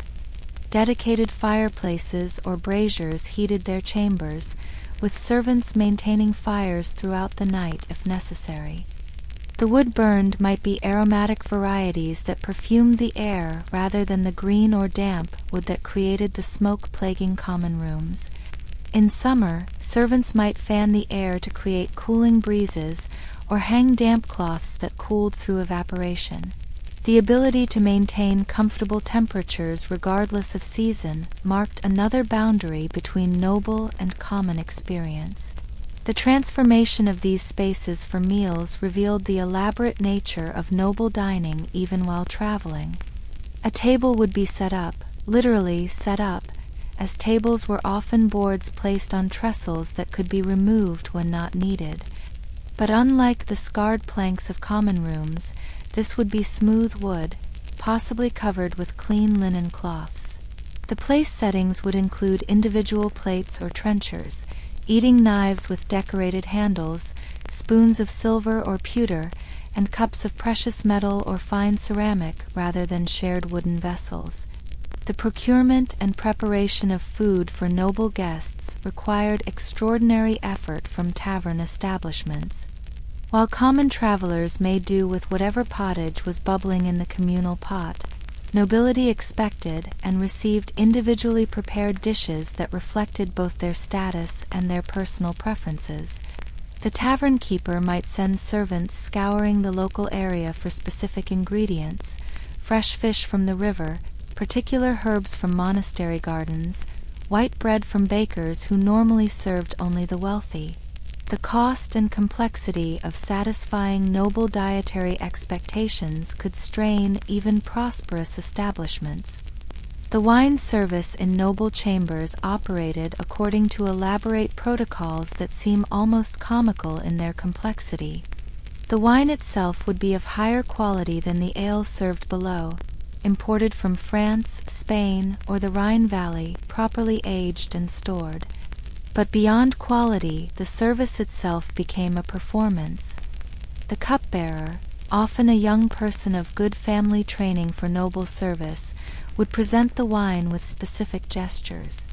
The tasting for poison, whether by the cupbearer or a designated taster, wasn't paranoid fantasy but practical precaution in an age where political assassination through poisoning remained a real threat. The selection of wines available to nobility reflected international trade networks and sophisticated palates. Claret from Bordeaux, sweet wines from Cyprus, the strong wines of Spain, the delicate whites of the Rhine, each had its proper place in the meal and its associated social meanings. Serving the wrong wine at the wrong time marked one as provincial and uncultured. The ability to discourse knowledgeably about wine, to detect subtle flavors and origins, became another marker of elite status. Tavern keepers who could provide appropriate wines and knowledgeable service could charge premium prices to status-conscious nobles. The presence of personal servants fundamentally altered the tavern experience for nobility. While common travelers fetched their own food, made their own beds, and tended their own needs, nobles traveled with extensive retinues. A minor lord might have a dozen servants. A great magnate might travel with scores. These servants created their own hierarchies and demands within the tavern structure. The lord's chamberlain would negotiate with the tavern keeper, the cook would oversee food preparation, the marshal would arrange accommodation for horses and equipment. The tavern became temporarily colonized by the noble household, its normal operations subordinated to aristocratic needs. The security arrangements for noble guests added another layer of complexity. Beyond the natural target that wealth made them for thieves, nobles faced political dangers, rivals who might attempt assassination, enemies who might seek kidnapping for ransom. Guards would be posted at chamber doors, sometimes at considerable inconvenience to other tavern guests who found their movements restricted. The lord's weapons and armor would require secure storage. His documents and correspondence would need protection from spying eyes. The tavern keeper had to balance the prestige and profit of noble patronage against the disruption and danger it brought.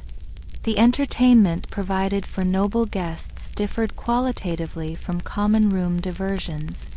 Rather than the crude songs and rough games of ordinary patrons, nobles expected and received more refined amusements. Professional musicians might be summoned to perform on lute or harp, their repertoires including courtly romances and sophisticated compositions rather than drinking songs and bawdy ballads. A traveling troupe of actors might present interludes or mystery plays in the private chamber. Chess, that aristocratic game par excellence, would be played on boards of inlaid wood with carved pieces, the mental combat reflecting and reinforcing social hierarchies. The female members of noble parties created particular challenges for tavern accommodation. Noble women, whose honor required constant protection from any suggestion of impropriety, needed spaces even more carefully separated from common areas. Their chambers would be guarded not just against physical intrusion, but against any compromise of reputation. The presence of noble women transformed tavern dynamics, requiring adjustments in everything from servant behavior to the volume of revelry in adjacent spaces. Some taverns maintained specific suites reserved for female nobility, with separate staircases and enhanced security. The morning routines of nobility in taverns revealed another world of difference from common experience. While ordinary travelers might splash water on their faces from a communal basin, nobles expected and received elaborate washing facilities. Servants would heat water, possibly scented with herbs or flowers, presented in silver or pewter basins. Soap, expensive and rare, would be provided for noble use. The lord might be shaved by his personal barber, using sharp steel razors and scented oils. Hair would be washed and dressed according to current fashion. The morning toilet of a noble could take hours and involve multiple servants, all within the confines of a tavern chamber. The clothing and personal effects of noble travelers required special accommodation. While common travelers wore the same clothes day and night, nobles changed garments regularly. Their traveling chests contained multiple outfits for different occasions: riding clothes, dining attire, sleeping garments. These needed to be stored securely, protected from the damp and dirt that characterized tavern environments. Valuable jewelry, carried both for display and as portable wealth, required constant guarding. The logistics of moving and maintaining noble wardrobes added significant complexity to tavern stays. The religious observances of nobility within taverns followed patterns distinct from common practice. While ordinary travelers might say simple prayers or attend Mass at nearby churches, nobles often traveled with personal chaplains who would conduct private services. A corner of the chamber might be temporarily consecrated as a chapel, with portable altars and religious items arranged for worship. The ability to maintain religious observance without mixing with common people reflected both spiritual privilege and social separation. Some taverns maintained permanent chapels for noble use, consecrated spaces within commercial establishments. The dietary restrictions and preferences of nobility created constant challenges for tavern kitchens. Medieval medical theory held that different foods suited different temperaments and social classes. Nobles required refined foods that matched their refined natures. Heavy, coarse foods suitable for laborers would supposedly damage noble constitutions. This meant preparing multiple versions of similar dishes: white bread for nobles, brown for servants, fresh meat for the high table, preserved for lower ranks, subtle spices for aristocratic palates, basic seasoning for common tastes. The kitchen might prepare a dozen different dishes for a noble party, while the common room made do with single pot. The financial arrangements surrounding noble tavern stays operated on entirely different principles than common commerce. Nobles rarely carried cash, considering direct handling of money beneath their dignity. Instead, elaborate systems of credit, promise, and obligation governed payment. A lord might stay for days or weeks, accumulating enormous bills, then dispatch a servant to settle accounts from distant estates. Tavern keepers had to judge carefully whether the potential profit justified the risk of extended credit. Some nobles were notorious for never quite paying their bills, using social pressure and implicit threats to avoid settlement. The social interactions between nobles and tavern keepers revealed the complex negotiations of medieval hierarchy. The tavern keeper, while technically a tradesman far below noble rank, held temporary power as host and provider. Wise tavern keepers performed elaborate deference while subtly asserting their rights. Excessive demands might be met with polite explanations of impossibility rather than direct refusal. Nobles, in turn, had to balance their expectation of service with the reality of their dependence on commercial hospitality. These interactions, full of coded language and careful gesture, represented democracy and hierarchy in constant tension. The impact of noble presence on other tavern guests varied considerably. Some commoners viewed proximity to nobility as opportunity, to petition for favors, to seek employment, to simply observe the great ones of their world. Others resented the disruption, the commandeering of resources, the reminder of their own inferior status. Tavern keepers had to manage these tensions, keeping nobles satisfied while not alienating regular customers. The presence of a great lord might bring prestige that attracted future business, or it might create resentments that lingered for years. The departure preparations for noble parties transformed taverns into temporary logistics centers. Servants would pack belongings, settle accounts, prepare horses and carriages. The lord's departure time would be announced, allowing locals to gather for the spectacle of aristocratic display. Gifts might be distributed to tavern staff, carefully calculated to maintain reputation without encouraging excessive expectation. The physical departure itself became performance, with precedence and ceremony marking every movement from chamber to courtyard to road.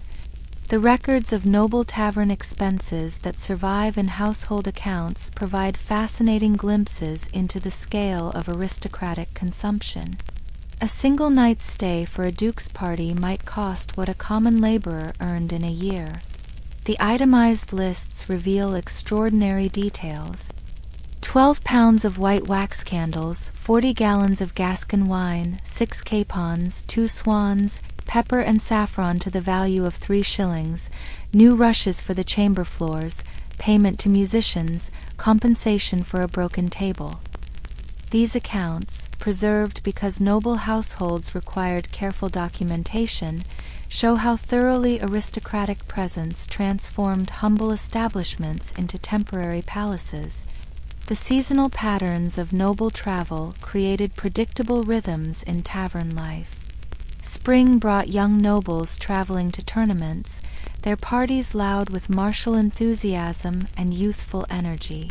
Summer saw established lords moving between estates, conducting the business of land management and political alliance. Autumn meant harvest celebrations and hunting parties, nobles following game across territories and requiring accommodation near forests. Winter travel, undertaken only for necessity, brought grim parties moving to attend deathbeds or respond to crises. Tavern keepers learned to prepare for these seasonal variations, stocking different supplies and preparing different services. The medical emergencies that sometimes occurred during noble stays required taverns to transform into temporary hospitals. A lord taken suddenly ill couldn't be moved to common sick quarters, but required careful attendance in his chamber. Physicians would be summoned from nearby towns, sometimes several competing for the prestige and payment of treating nobility. The tavern would bustle with servants fetching medications, preparing special foods, maintaining vigils. If the lord died, the tavern became a site of elaborate mourning rituals, with the body lying in state while funeral arrangements were made. These deaths brought both prestige and problems. Association with noble death might enhance reputation or create superstitious avoidance. The diplomatic meetings that occurred in tavern private chambers shaped medieval politics in ways formal chronicles rarely acknowledge. Neutral ground between rival territories, taverns provided spaces where enemies could meet without either losing face by visiting the other's stronghold. Secret negotiations, marriage arrangements, treaty discussions, all might occur in chambers that hours before hosted simple meals. The tavern keeper who hosted such meetings walked dangerous lines, needing to maintain absolute discretion while managing the practical needs of suspicious, potentially violent parties. Some taverns gained reputations as reliable neutral grounds, their owners growing wealthy from hosting sensitive negotiations. The cultural exchanges that occurred when foreign nobles stayed in taverns introduced new customs and ideas across medieval Europe. An Italian prince staying in an English tavern might introduce new dining customs, demonstrate different musical styles, or describe architectural innovations. These encounters, multiplied across thousands of noble journeys, created slow but steady cultural evolution. The tavern keeper who observed and adopted successful innovations from foreign nobles might find himself introducing French wine service to Germany or Italian cooking methods to England. Noble tavern stays became vectors for cultural transmission in an age before mass communication. The hunting parties that used taverns as bases for extended expeditions represented nobility at its most demanding. Dozens of nobles, hundreds of servants, packs of dogs, hawks, and all the equipment for killing and processing game would descend on rural establishments.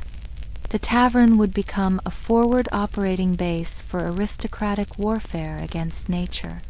Killed game would be processed in tavern courtyards, turning them into temporary butcheries.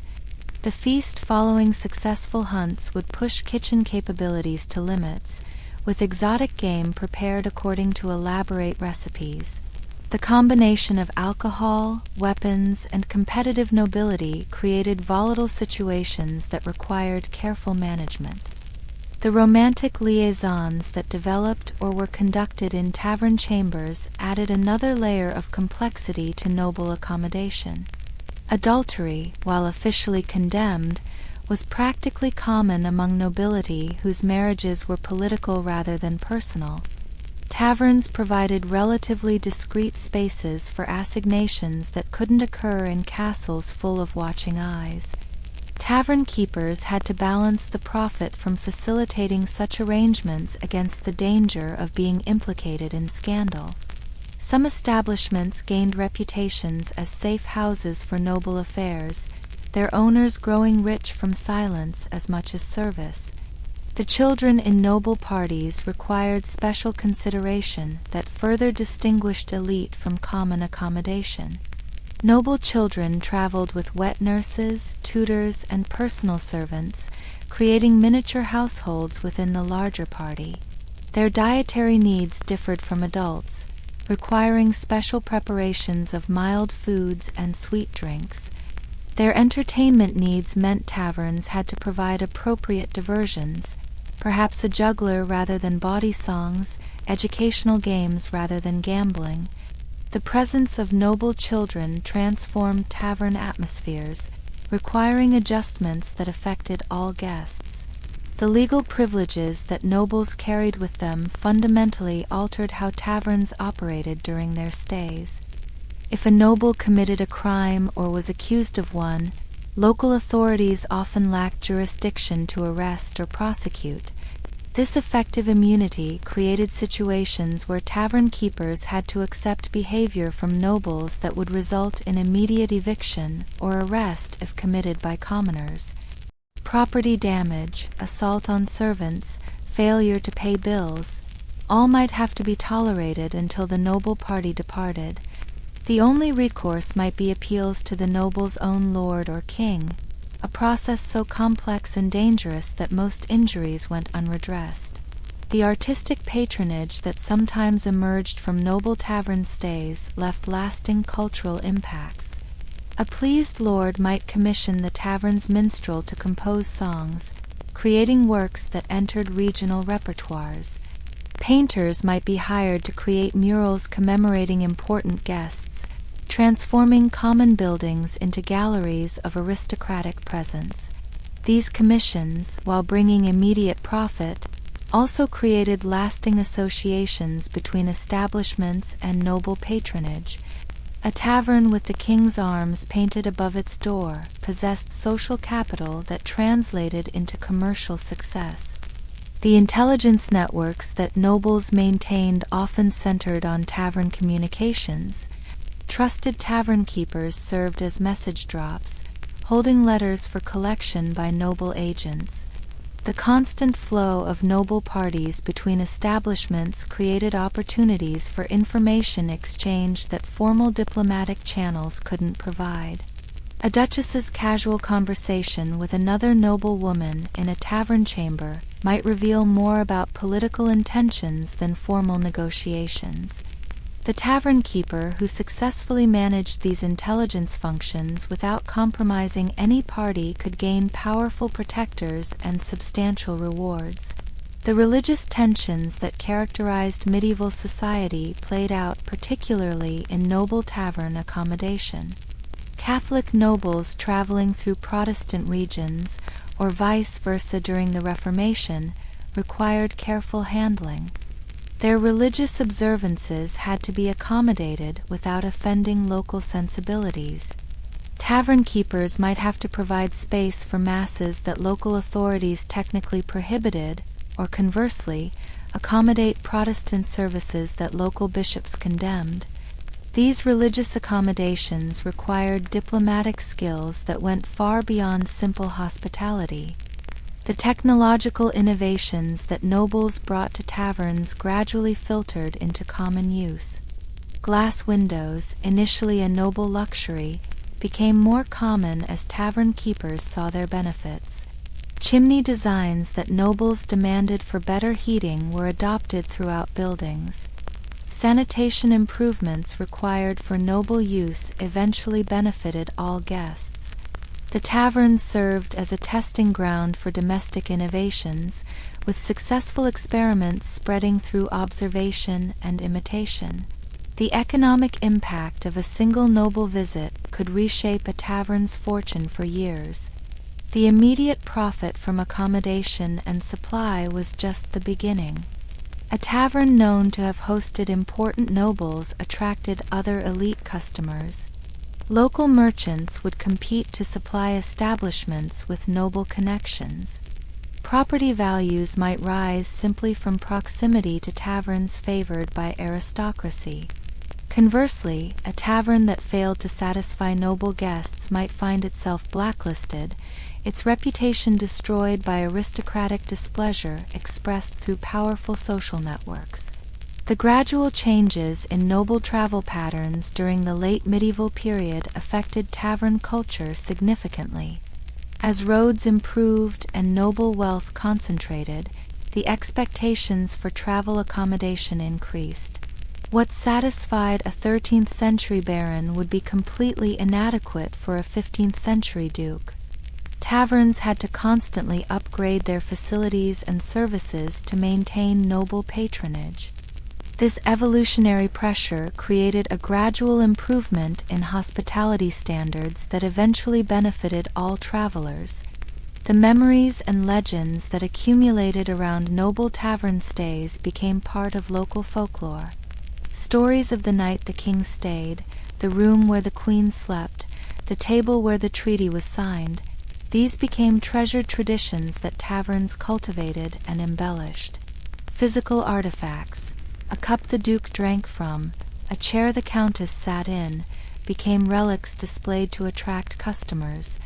The mythology of noble presence transformed ordinary commercial spaces into sites of historical significance. The contrast between noble and common tavern experience throws into sharp relief the profound inequalities of medieval society. While peasants huddled together for warmth on flea-infested straw, nobles reclined on feather beds behind locked doors. While commoners shared contaminated ale from communal cups, nobles sipped imported wine from silver goblets. These disparities weren't merely economic, but were understood as natural, divinely ordained differences that structured every aspect of medieval life. Yet the tavern also represented a space where these rigid hierarchies could occasionally bend if not break. The necessity of travel forced nobles into proximity with common life in ways that castle isolation prevented. The clever tavern keeper, the talented musician, the beautiful serving woman, all might find in noble patronage opportunities for advancement impossible in normal social structures. The tavern's liminal nature, neither fully public nor private, neither wholly noble nor common, created possibilities for social movement that static medieval society generally prevented. The evolution of noble tavern accommodation into the coaching inns and eventually hotels of later periods traces a direct line from medieval practices to modern hospitality. The expectation of private space, personal service, and social distinction established in medieval noble chambers became the template for commercial hospitality. The protocols developed for serving aristocracy in taverns evolved into the service standards of modern luxury hotels.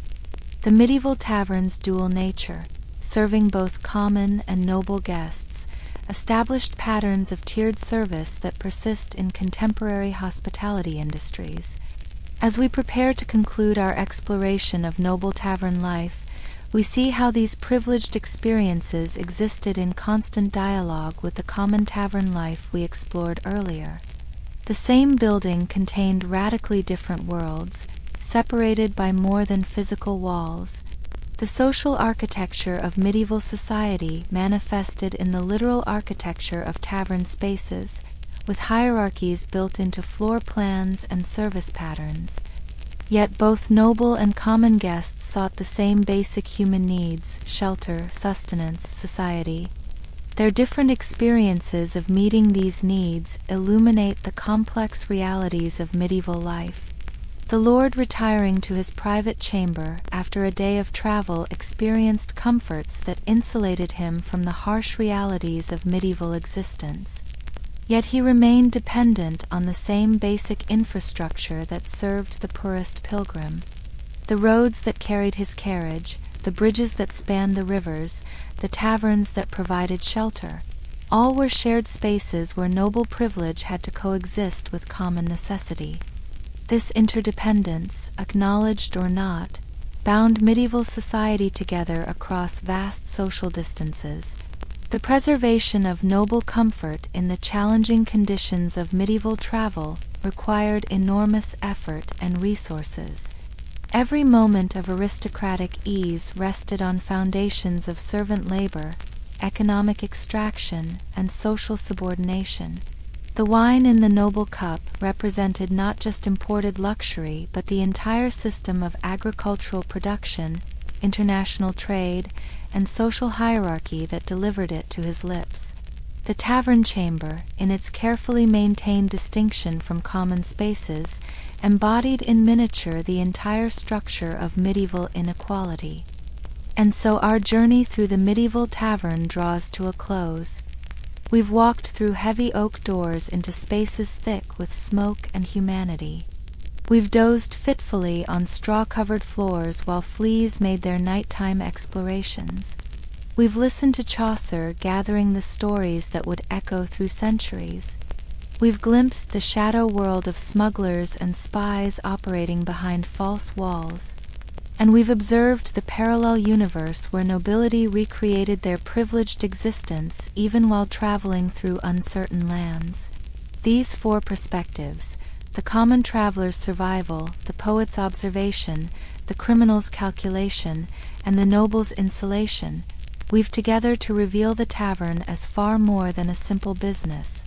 It emerges as a crucial institution that held medieval society together, providing not just shelter and sustenance but connection, information, and possibility.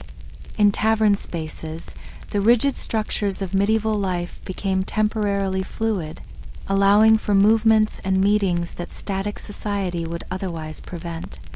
The discomforts we've explored, the insects, the violence, the disease, the crude accommodations, remind us of the harsh realities our ancestors accepted as normal. Every journey carried real danger. Every night among strangers required vigilance. Every meal might carry contamination. Yet people traveled anyway, driven by pilgrimage, profit, or necessity. They found in taverns not comfort as we understand it, but survival, society, and sometimes even joy. Consider how different your rest tonight will be from theirs.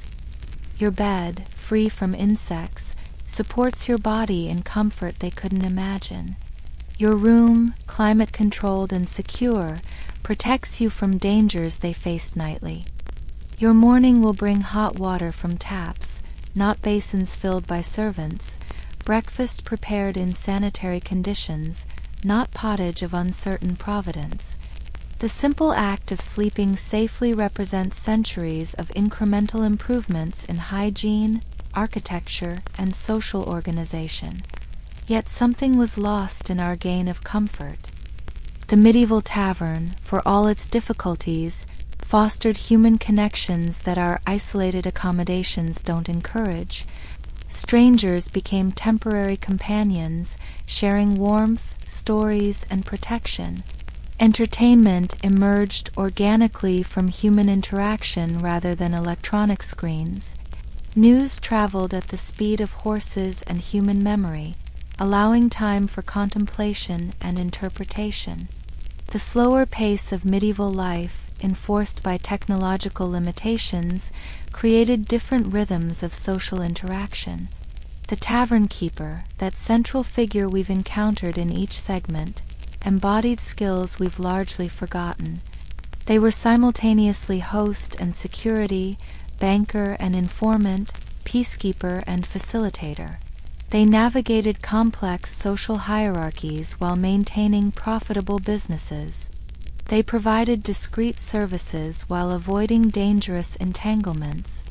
Their establishments served as crucial infrastructure in societies that lacked formal systems for many basic needs. The successful tavern keeper possessed a combination of social intelligence, business acumen, and sheer survival instinct that few modern occupations require. The democratic nature of tavern spaces, where duke and merchant, pilgrim and thief might shelter under the same roof, created possibilities for social observation and mobility that medieval society generally prevented. These establishments served as universities for understanding human nature, theaters for observing social performance, and occasionally ladders for climbing social hierarchies. The stories told, the connections made, the knowledge exchanged in tavern spaces shaped medieval culture in ways that formal institutions couldn't match.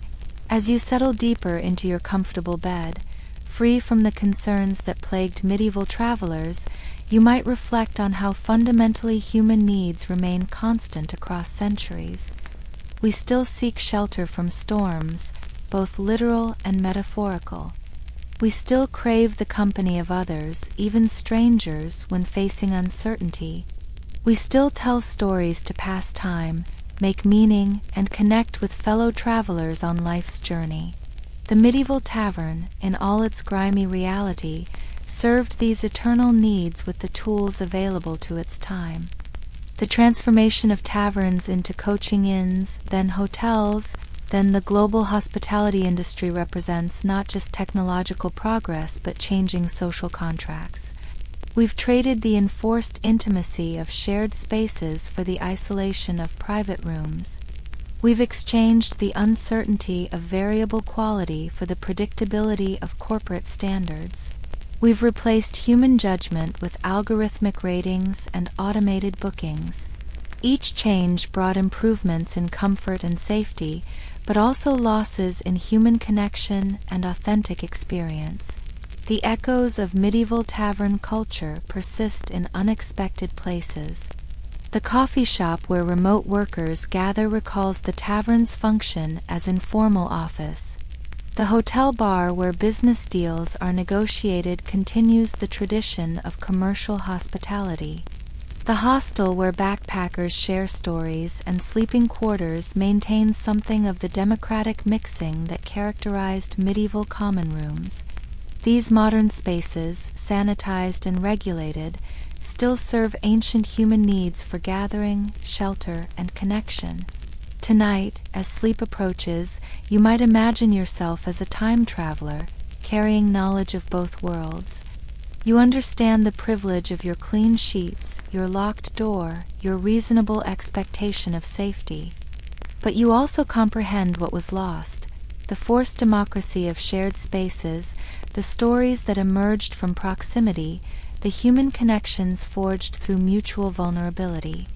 The medieval tavern, uncomfortable and dangerous as it was, created communities of temporary strangers that our efficient, comfortable world rarely allows.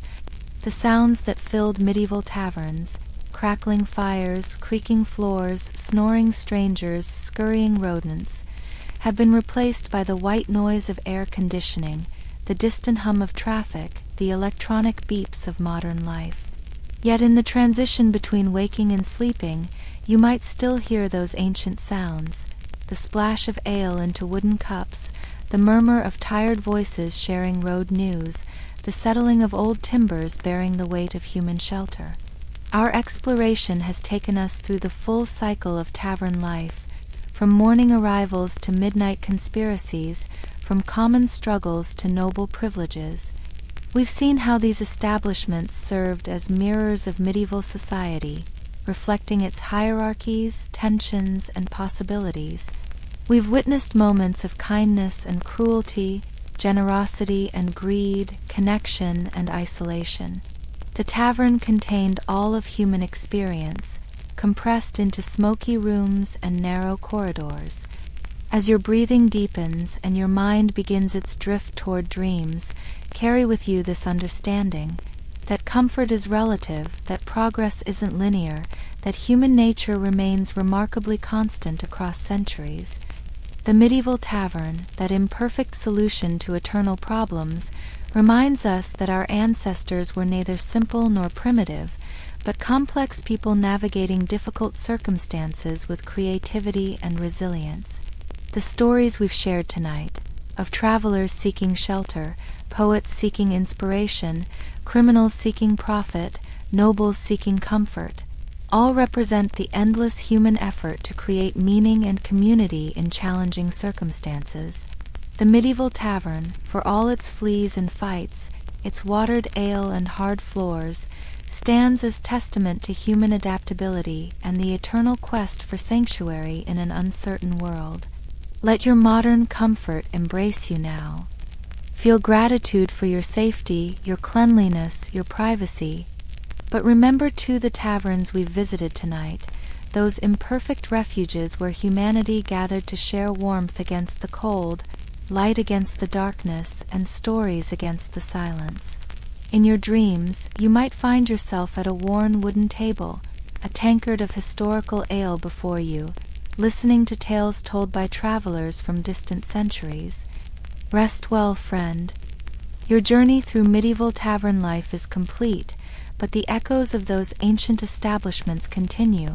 In every hotel lobby, every airport lounge, every place where strangers briefly become companions. The human story continues, and tonight you've been part of its telling. Sleep peacefully in your clean, safe bed, far from the taverns of old, but connected by the thread of human experience that runs unbroken from their time to ours. Good night.